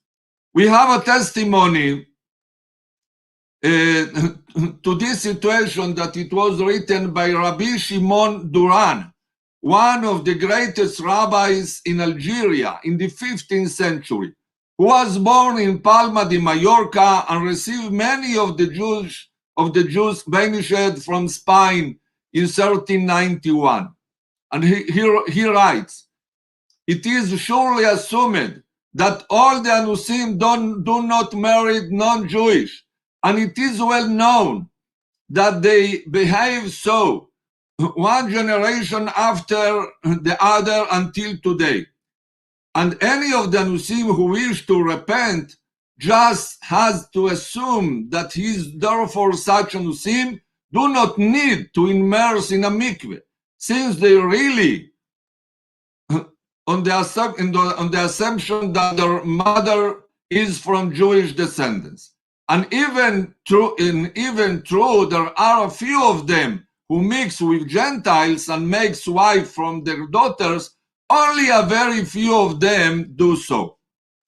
Rabbi Eliyahu Mizrahi from Istanbul, who was the chief rabbi of the Jews of the Ottoman Empire and received many of the banished Jews from Spain, wrote about the Spanish Anusim. And this is what is done every day and every place according to the great rabbis, that all the Anusim who came to repent, we do not need to do anything to them besides circumcision alone, not immersion in the mikveh. But throughout the generations, they desire not to mix with non-Jews weekend. Today, almost all the descendants, or more of the descendants, most of the descendants of the Anusim do not live separate from their environment, except for the few individuals or unique communities, while the rest intermarried with the locals. How long did this status, which could sustain the presumption of Judaism, continue? It is impossible to make a clear statement, but I think that it's interesting that a few generations after the expulsion in the 17th century in Tzfat, in Israel, we can find a continuation of this tendency to see the descendants of Anusim presumed as pure Jews who did not intermarry, like in the response of Rabbi Yom Tov ben Moshe Tza'alon, the Maharitz, who writes, and there is no need to worry that the father of this uncircumcised Anus married a non-Jewish and bore this son to him, and therefore he will be considered a non-Jew like his mother and needs circumcision and immersion. We should not say this, as the presumption is that the Anusim do not marry Gentiles, and the Gentiles are carefully not to marry them. Therefore, there is no concern in such case. If we escape to the current situation among the Anusim, it's difficult to determine the family lineage from the mother's side, which according to Judaism is its determining side of the family. There are a few of Bnei Anusim who succeed in providing the continuity of the family lineage through family documents, the Inquisition archives, and family trees. But really, it's very difficult to find this document and to prove this mother lineage. Rabbi Mordechai Eliyahu, who was the chief rabbi of Israel, in a letter to the Anusim Association wrote, however, since a long time has passed since the times of the Anusim, and there is a great concern of intermarriage with non-Jews, and it is difficult to check the lineage of the Anusim as well, and everything that he mentioned in the Shulchan Aruch, so we fulfill to be treated with kindness. In other words, they must be commended for coming today to fulfill all the laws of the Torah in open, and circumcision and immersion will be performed on them, and they should be granted to certificate with a title certificate for the returning to the ways of his forefathers. It seems that according to Rabbi Mordechai Eliyahu, today we cannot rely on the presumption of their Judaism. Therefore, they must undergo full conversion, including standing before a Jewish conversion court, circumcision, and immersion in the mikveh. In addition to reaching out of them in kindness and getting them with a certificate to return to Judaism. The topic of the Anusim and their descendants did not arise significantly among of the poskim in our times. There are only a few responses and ruling concerning them, and offering a way to bring them back to our nation in the modern times. We can assume that the main reason for this is their continuing seclusion over generations and years. The Bnei Anusim felt free to show their feelings and desires only after the change of rule in Spain, after the end Franco's rule, and Portugal, after the end of the dictatorship and begin of the democracy in 1975. A few examples about what is the position of the poskim about the Bnei Anusim. Rabbi Gedalia Felder, in his book Nachalat Tzvi about conversion, wrote, Judaism did not maintain anonymously to their sons the Anusim, but saw them as for regain among the nation, and call out to those who want to return. Come back, distant brothers, into your mother's arms. Recognize what people say. A flower among the thorns is still named flower, and it's called flower. Rabbi Menachem Yehuda Levi Ushpizai, the rabbi and head of the Ramat Gan Beit Din, wrote, we believe that now God has remembered his people and his land, and we have merited to the end of the exile. We must awaken the Anusim of Spain and tell them, God, the Lord of Israel, call you, return to the Jewish nation. Don Yitzchak Abarbanel, in his book To the Torah, commemorate them and promise that the Anusim of Spain will return to Judaism. Rabbi Chaim David Halevi, who was the chief rabbi of Tel Aviv, wrote, From now on, one of the wonders of the future miraculous redemption of Israel, it will be the return of the last and distant sons back to the lap of Judaism. And if indeed also the descendants of the Anusim in Spain and America will ask to return to Judaism, we will see this as a sign of the beginning of the redemption. And now, the last part about the situation today. Who is a convert from Judaism? Who is a convert from Judaism or an apostate, a meshumad? An apostate, a meshumad, is someone who left the Jewish religion and committed himself to another religion. However, if he decides to return to Judaism, he is considered a Jew like any other Jew. The known source from which we learn that it's impossible to leave Judaism and the Jewish status is the Talmud in Sanhedrin. It wrote, if an Israelite sins, Rabbi Abba says, even though he sinned, he will still an Israelite. In other words, even if one does not keep the tradition, the name of Israel is not taken from him.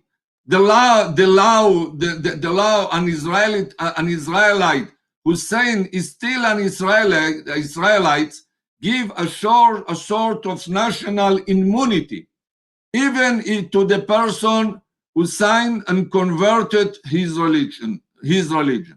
In other words, the status of a Jew negates any description of belonging to another religion or nation, and the Jew will always belong to the nation of Israel, even through his sign.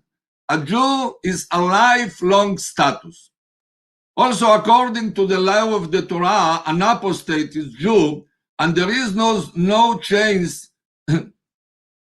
There is no change in his status. According to the laws of the sages and the ancient edict, he must undergo return to Judaism and acceptance of all the Jewish laws.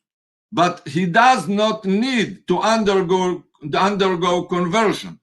The customary immersion in cases of return to Judaism, it's not for a sake of conversion, but for a sake of repentance, as a customary on the eve of Yom Kippur.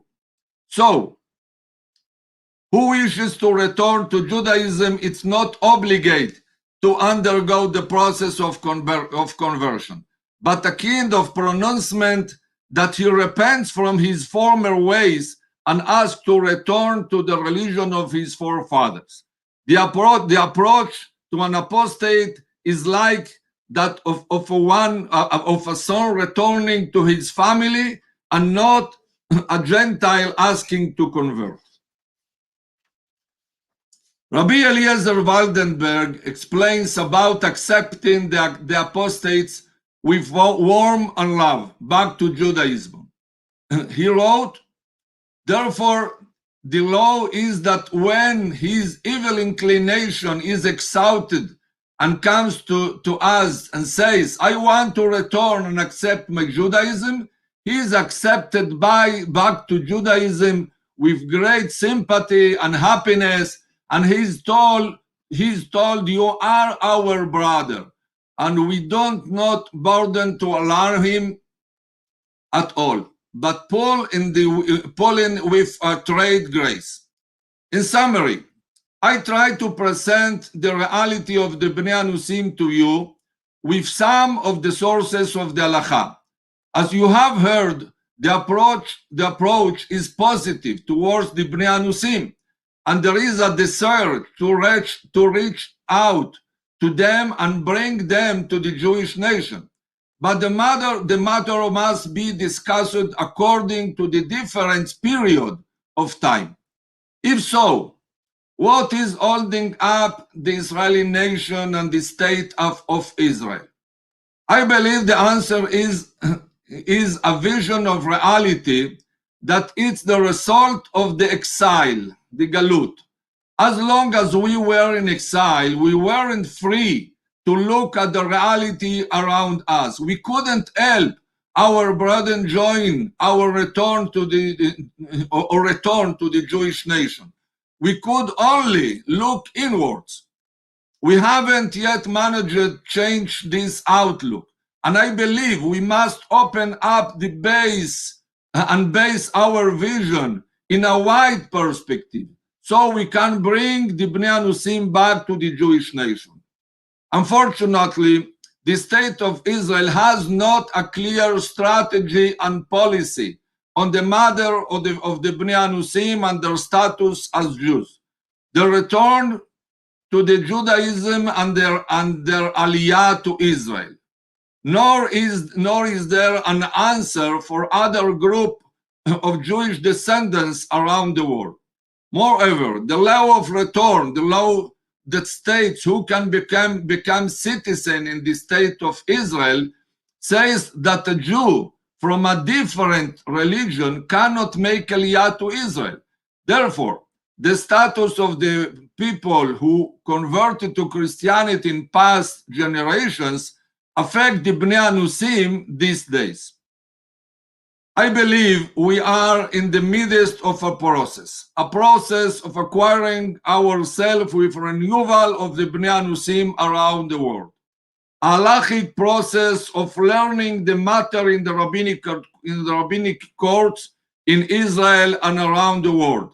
A process of setting a policy in the state of Israel, and I am certain that the Almighty HaKadosh Baruch Hu will be our partner in these important challenges. Thanks. Amen. Thank you, Rabbi Birnbaum. We now have a special video note from the organizer, Shiloh Miriam, addressed to all of the participants and our speakers.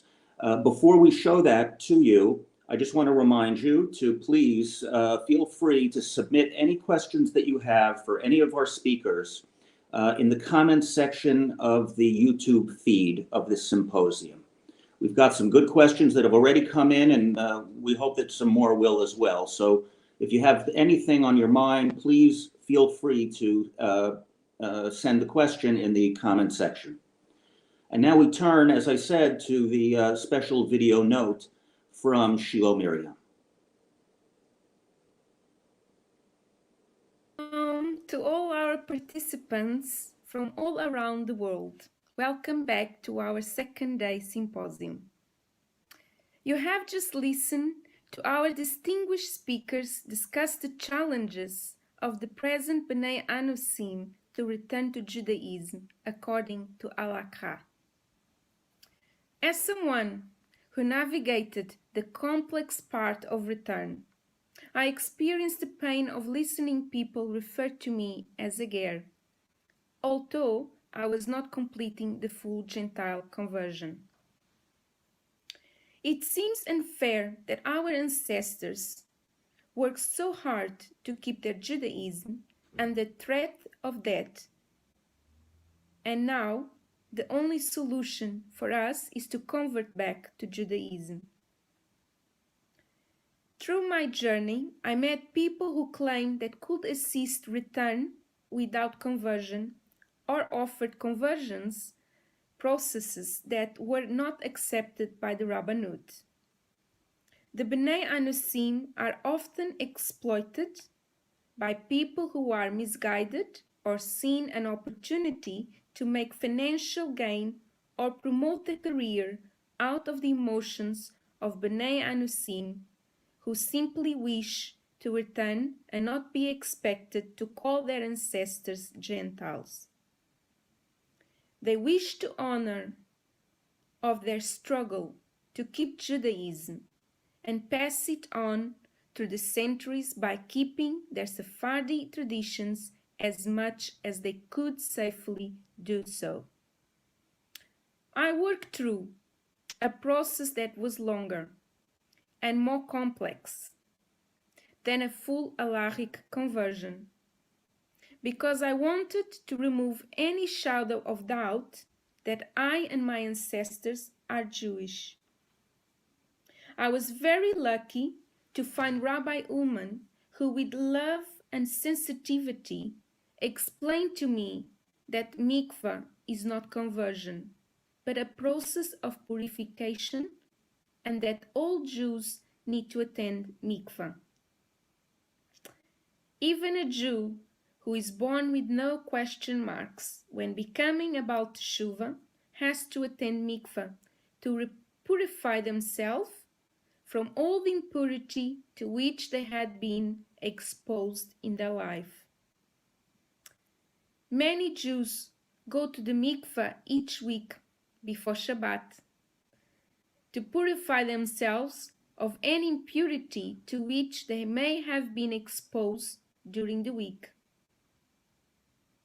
Unfortunately, through our sad history of being forced conversos, Bnei Anusim were all exposed to Christianity in some way or the other end.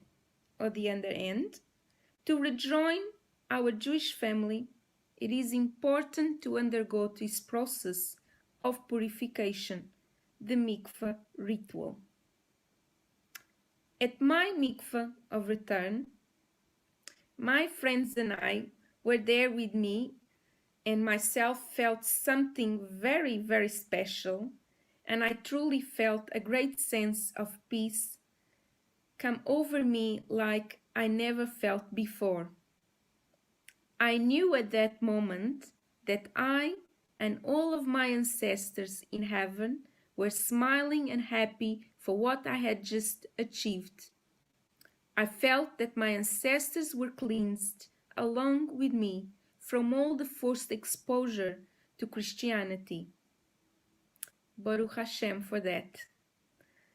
While the decision of which route a Bnei Anusim will undertake is individual, and I do not judge anyone, I highly recommend to be patient and do it the halachic way, because if our ancestors were never removed from Judaism, today they would demand the same from anyone else. No Jew can change the halakha given by Hashem. While I know some people can prove their Jewish lineage back to the Inquisition. This takes money, many years, and much work to achieve. And it's an impediment for people who are of an adult age to marry and have children who will be considered Jewish. In my case, I was able to go more than 10 generations, and I found a document of my ancestors that lately I inquired with the Torre do Tombo, the Portuguese Inquisition archives, recording that one of my great-grandmothers, close to the 10th generation back, had been fully interrogated by the priests, and no matter what, she refused to say where her parents were, and the priest did many diligence but never found her parents, who most likely had escaped. The notes on this document were typical of the crypto-Jewish families who were known by the church as Marranus or swines. And for centuries the church continued to check on them to try and catch them practicing Judaism in secret. I also performed a mitochondrial DNA test, which is matrilineal, with the supervision of Rabbi Ullman.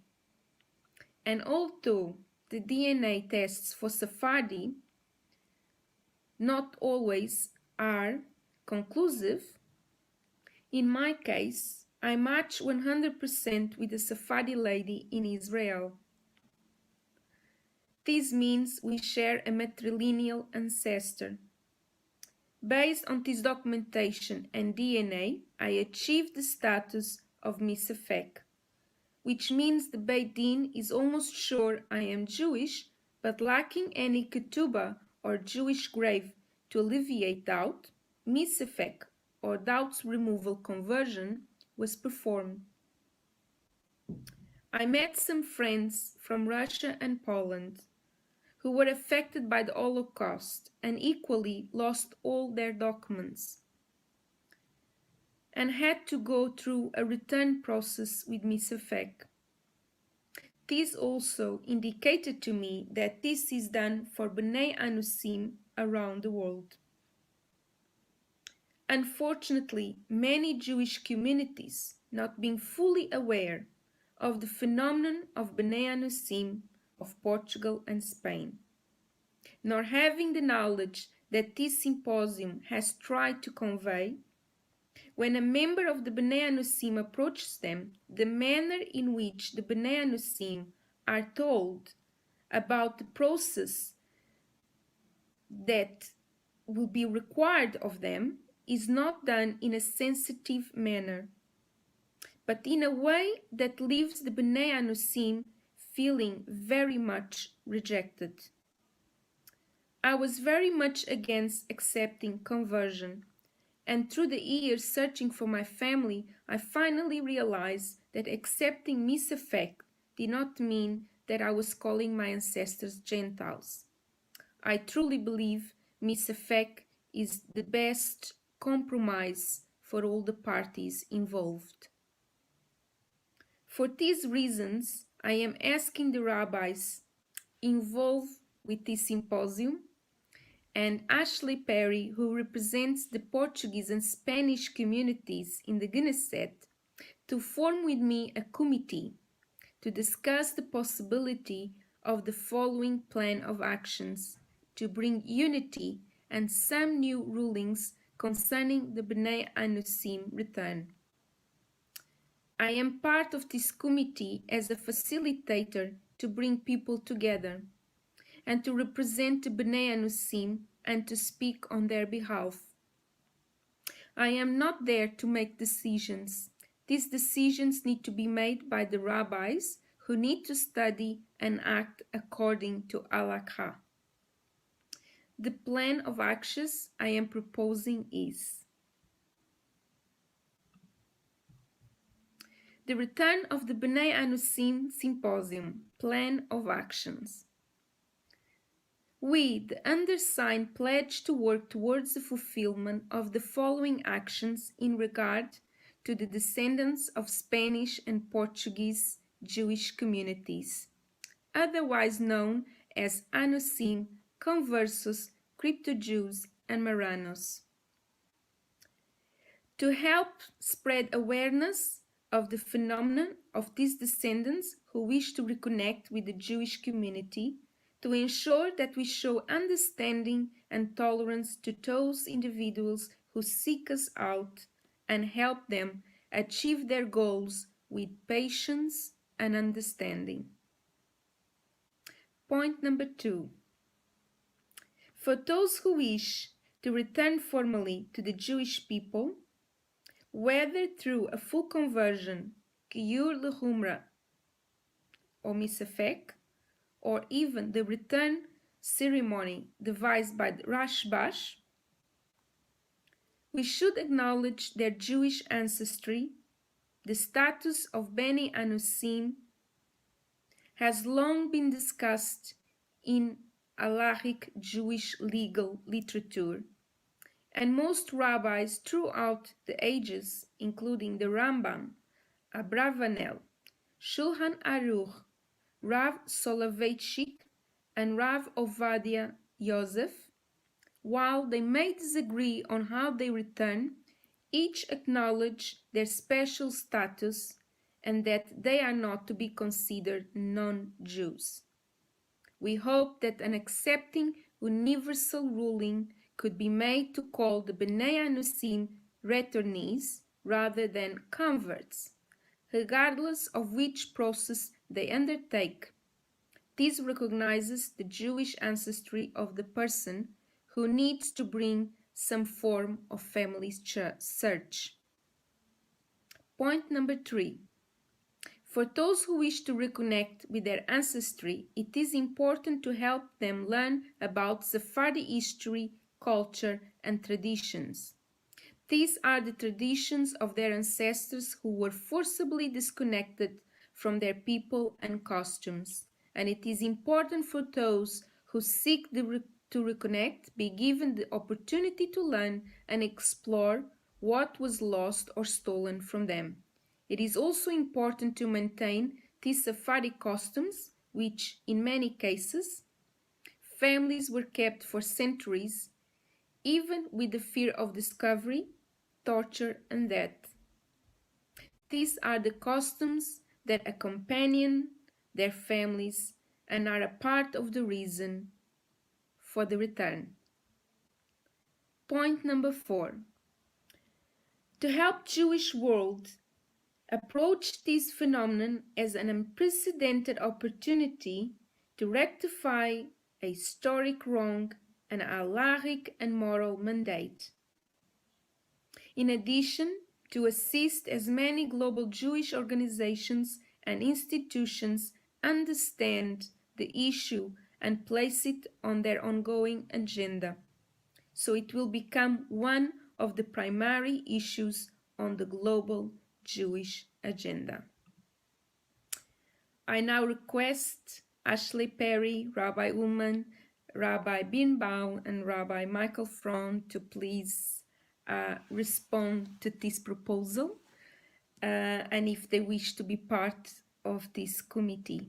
Thank you.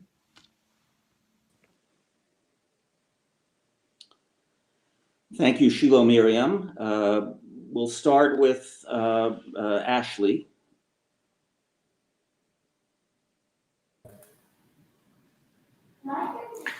Thank you very much, Shiloh.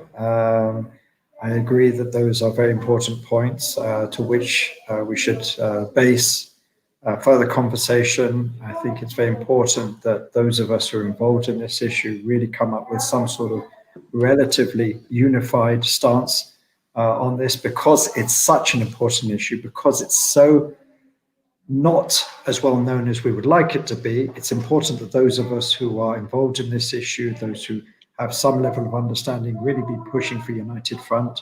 Really, we try and all of us, we reach out to our contacts, to the people that we can connect with to make sure that there's greater awareness, because I believe that the only barrier on this issue is ignorance or lack of awareness, to be more fair. Because, as I said, I've spoken to some of the greatest leaders in the Jewish world, religious, secular, political, diplomatic, academic. And once it's explained to them, as I said, I found around 95% of the people that I've spoken to have been extremely receptive. And their only comment was, wow, they just didn't know. Maybe they've heard a little bit in the past, maybe they know the history, maybe they've read an article, maybe they've even met someone, but they don't understand the sheer potential. This really is a game-changing moment for the Jewish people, and it is a challenge that we dare not miss, because it's not an open-ended opportunity, as many have said to me, because as I believe Rav Birnbaum mentioned, there are people who are also looking at the same issue and trying to utilize it, to capitalize on it. So some of those being missionaries who basically understand that there are people who grew up in a Christian sort of framework, but understand they have Jewish ancestry. So some of them come along and say, well, we've got the perfect deal for you. And unfortunately, there are mega churches, massive communities all over the world, which have fallen for this. As I said, we really have to act now, because a lot of these people just don't know. Many of the people that I've worked with, and I'm sure it's true of everyone on this panel, some have come straight from their other beliefs or background straight to Judaism, but many have come through this, let's say, Jews for Jesus or missionary or whatever it may be, because that's what they thought was the right path.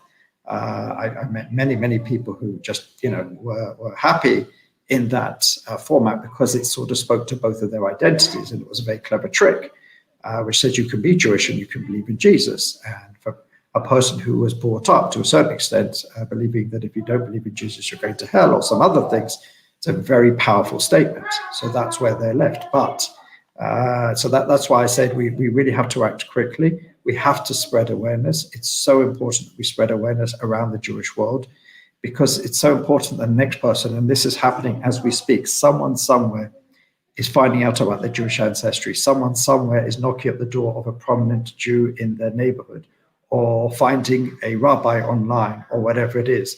And because of a lack of awareness, many of these people are saying, I don't understand you. I don't know what you want from me. Please go away. And all of us have heard of horrific stories of denial, of really really being just very, antagonistic towards this. Largely, I do believe because of a lack of awareness of this. So it's so important that we use this symposium as a basis to create a framework, a practical framework, how all of us can move forward together, unified among certain principles. And I think Sheila has laid out some very powerful and some very important ones today. Obviously, everyone can disagree on certain points or certain minutiae within the points, but it's very, very important that this is not, this symposium is not the end. This is not the end of what we're trying to do. This is just the beginning. We really should take this impetus and move forward.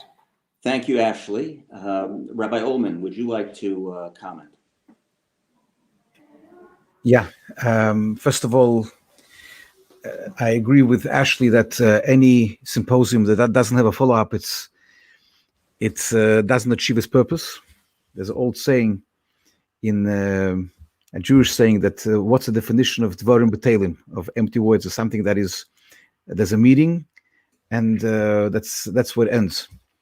So I definitely agree that there has to be a follow-up, and Sheila Miriam has a very good idea to establish a committee. In principle, I'll be happy to participate. I am very keen that the committee should have both components, the emotional component, to be able to really show the right attitude and the right connection of the Bnei Anusim with the Jewish people, and at the same time use all of the halachic methods, which include number one, helping to find as much evidence as possible if needed, and ultimately to assist to be able to do some kind of when needed, to do a tefillah on whatever level is relevant. So in principle, I think it's a very, very good idea. Thank you, Rabbi Ullman. Rabbi Birnbaum, do you have any comments?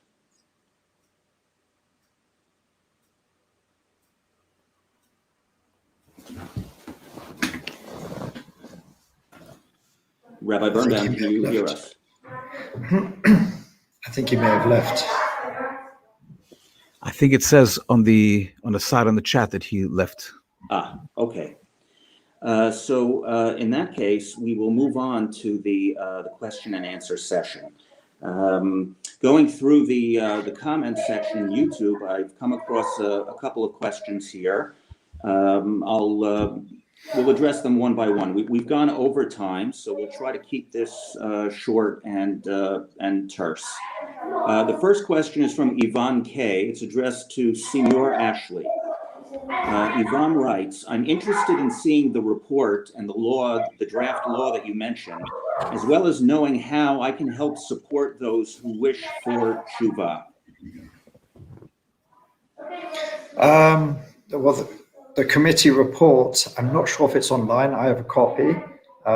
So anyone who wants to get in touch with the organizers can drop me an email and I'm happy to send it to them. I have the full report in Hebrew and I have a condensed report in English. As far as the draft law, again, I have it in Hebrew, which is on the Knesset website. I'm happy to send a link to anyone. And basically, I think for those around the world who want to know how they can help, is just really, I think, be informed and spread that information and spread that awareness and make sure the next person is aware, whoever they may be, and just really tell them not just about the history, because the historic component is very important, but tell them that there are many people today in the thousands, tens of thousands, whatever it may be, who are seeking this reconnection. And what can we do to help these people reconnect to the Jewish people in whatever format it may be? So I think really the one thing I would advise anyone who says, I want to help, really just take this information that the symposium has provided and just build on it. Become informed yourself so that you can inform everyone in your circles around you, whether it's social media or in real life. Thank you, Ashley. We have a question for Rabbi Ullman. What documentation does a B'nai Anusim candidate need to bring to the Beit Din to be considered eligible for a Giur Misafek? Yeah, look, it could be a lot of things. Some of the information is matzevot, tombstones, Jewish documents. We found sometimes documents of which connected on a maternal line to actual parts of Jewish tradition more than just customs. Because, like I said before, when you have a concept of Jewish celebrations or performance of certain mitzvahs, it's a little bit less legally compelling, but nevertheless, even that is important to show that there is a connection to Zera Yisrael, which means to a Jewish lineage. It may not be enough to be able to say that this particular person is halachically Jewish, but a connection is established. So there are many different documents and many different Jewish documents that could be used, but ultimately, in many of the cases, again, sometimes there could be a situation where there could be a halachic proof that is beyond any doubt. But in most cases, there would be some type of a need for a giur. But ultimately, once the person who has the claim and brings any sort of evidence, we would support him in their journey to be able to reclaim the connection to Jewish people, because the fact that they're willing to do that and the fact that they're willing to be able to commit themselves to a Jewish lifestyle, that already is enough for us to be able to assist them on any of that, whether misafek or lechumrah, depending on how much evidence we find. Thank you, Rabbi Ullman. There's another question also from Yvonne K. This one is addressed to Rabbi Birnbaum, but he's not with us now, so I will attempt to answer it. Yvonne's question is, Can Anusim make Aliyah under the law of return, even if they are not or cannot prove halachic lineage? Some Russians and Eastern Europeans did so. So Israel has the law of return, which goes back 2 generations. In effect, it says that anyone with a Jewish grandparent, even if the person is not Jewish, but if they have a Jewish grandparent, that suffices from the point of view of the law of return for the person to be eligible to make Aliyah and receive automatic Israeli citizenship.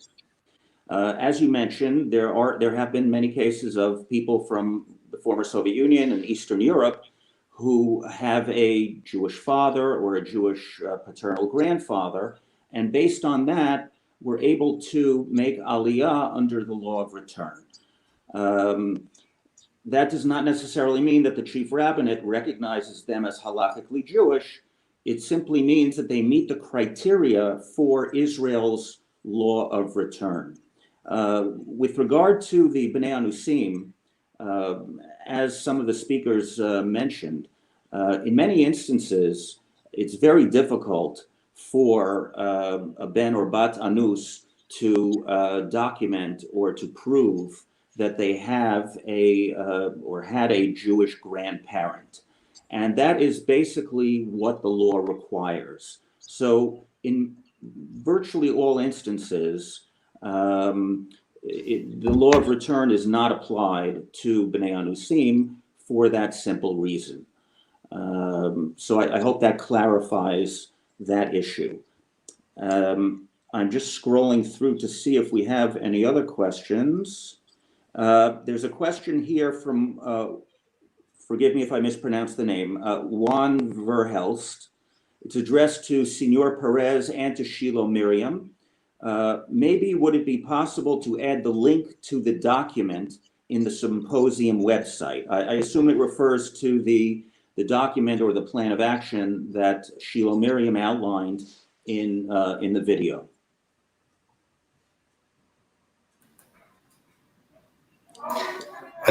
Can I just say something about the previous points? Sure. Just a little bit of reaction. First of all, about the question that was related to Rav Ullman, as far as what proofs are needed. Well, there is a really interesting and potentially game-changing process that's taking place at this point. What we do know, and by the way, I used it myself, or my cousin did, to find my particular lineage. A great resource is Inquisition records. If you go to many of the Inquisition centers, you can still find extremely painfully detailed descriptions on not only those who the Inquisition would call before its court and possible torture, etc., but also their family members, many of whom had escaped to other places or lived further afield. These are old, very old, dusty books. They're in a sort of medieval Spanish, Castilian Spanish, etc., and they're quite inaccessible for many, many people. The good news is that they're becoming more and more accessible. And we have people like Jeannie Milgram, who herself managed to find, I believe it was 22 maternal grandmothers in a row to prove that she was undoubtedly halachically Jewish. She is, with the help of many other people, is helping to digitize these records, which will make it far easier for the next person who then wants to prove their Jewish lineage to then find their direct lineage to a recognized Jewish person. So that is very good news, and that could make future people who want to come forward to be able to find those.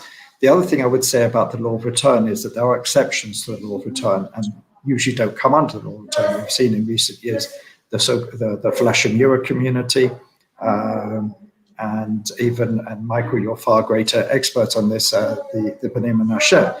But even going a little bit further back, as I said during my presentation, we have the Mashhadi Jews of Iran.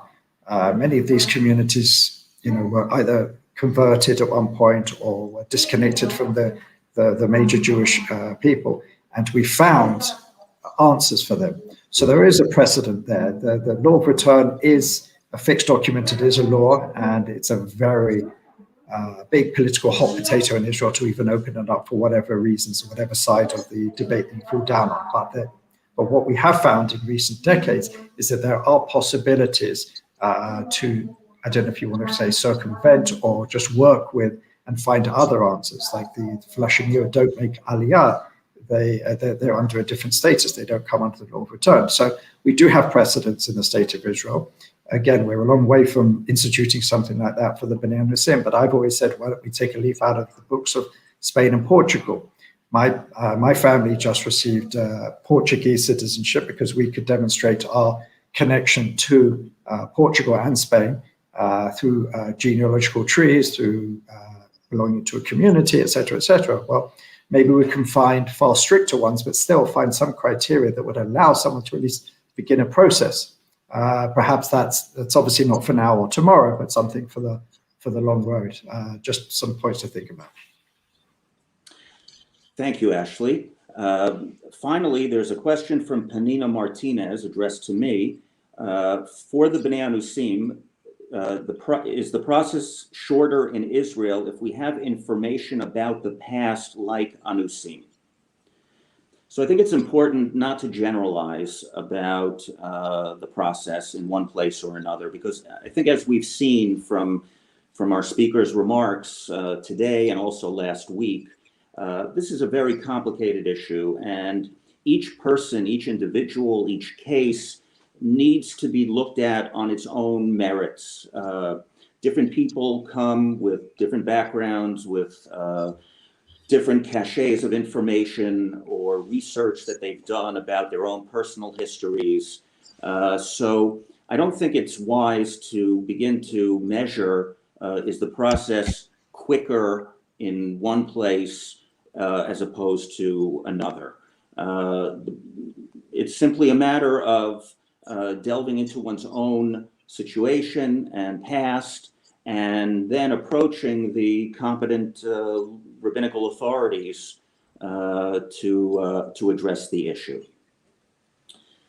I want to thank all of the participants, Ashley Perry Perez, Rabbi Ullman, and Rabbi Birnbaum, and Joseph Lovett, and of course, Sheila Miriam for her initiative in putting the symposium together.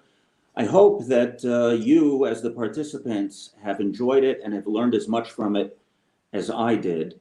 Even though we're talking about the Sephardic Bnei Anusim, you'll forgive me, but I feel that every Jew needs to have a favorite Hasidic story, regardless of whether you're Ashkenazi or Sephardi.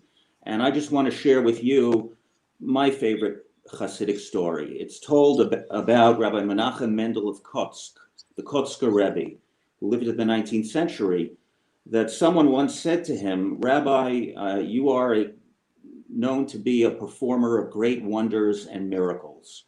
Why don't you revive the dead? It's quite a challenging question to pose to a rabbi. But the Kotzker Rebbe, who was known for his intense commitment to truth, thought it over, and he replied as follows. He said, if I wanted to, I could revive the dead, but I prefer to revive the living. To revive the living. There's a lot of wisdom in that statement. And in effect, it is should be a motto for each and every one of us as Jews. To revive the living means, in the case of the Bnei Anusim, to embrace them, to reach out to them, to do everything we can to educate the Jewish public about the challenges they face and about the need to welcome them back into the fold. And more generally, it means to be kinder and compassionate, to help those around us when they need that assistance.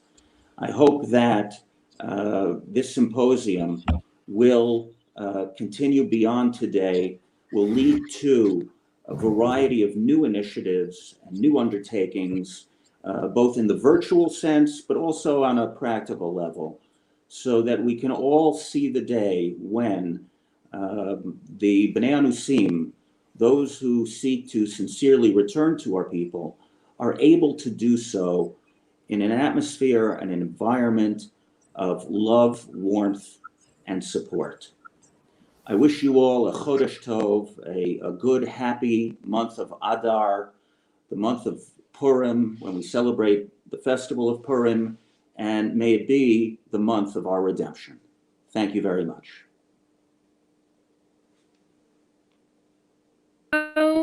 In bringing this symposium to a formal close, I would like to thank the speakers who have generously given their time to shine a light on the topic of the B'nai Anusim. From history to anthropology and halakha, they share their experiences, challenges, and successes with all of you. A special thank you as well to Michael Freund for kindly agreeing to moderate this event, as well as our sponsors who made this event possible. Goldschlager Charitable Foundation, the Erdi Group Foundation, and Shiloh Designs Urban Lab.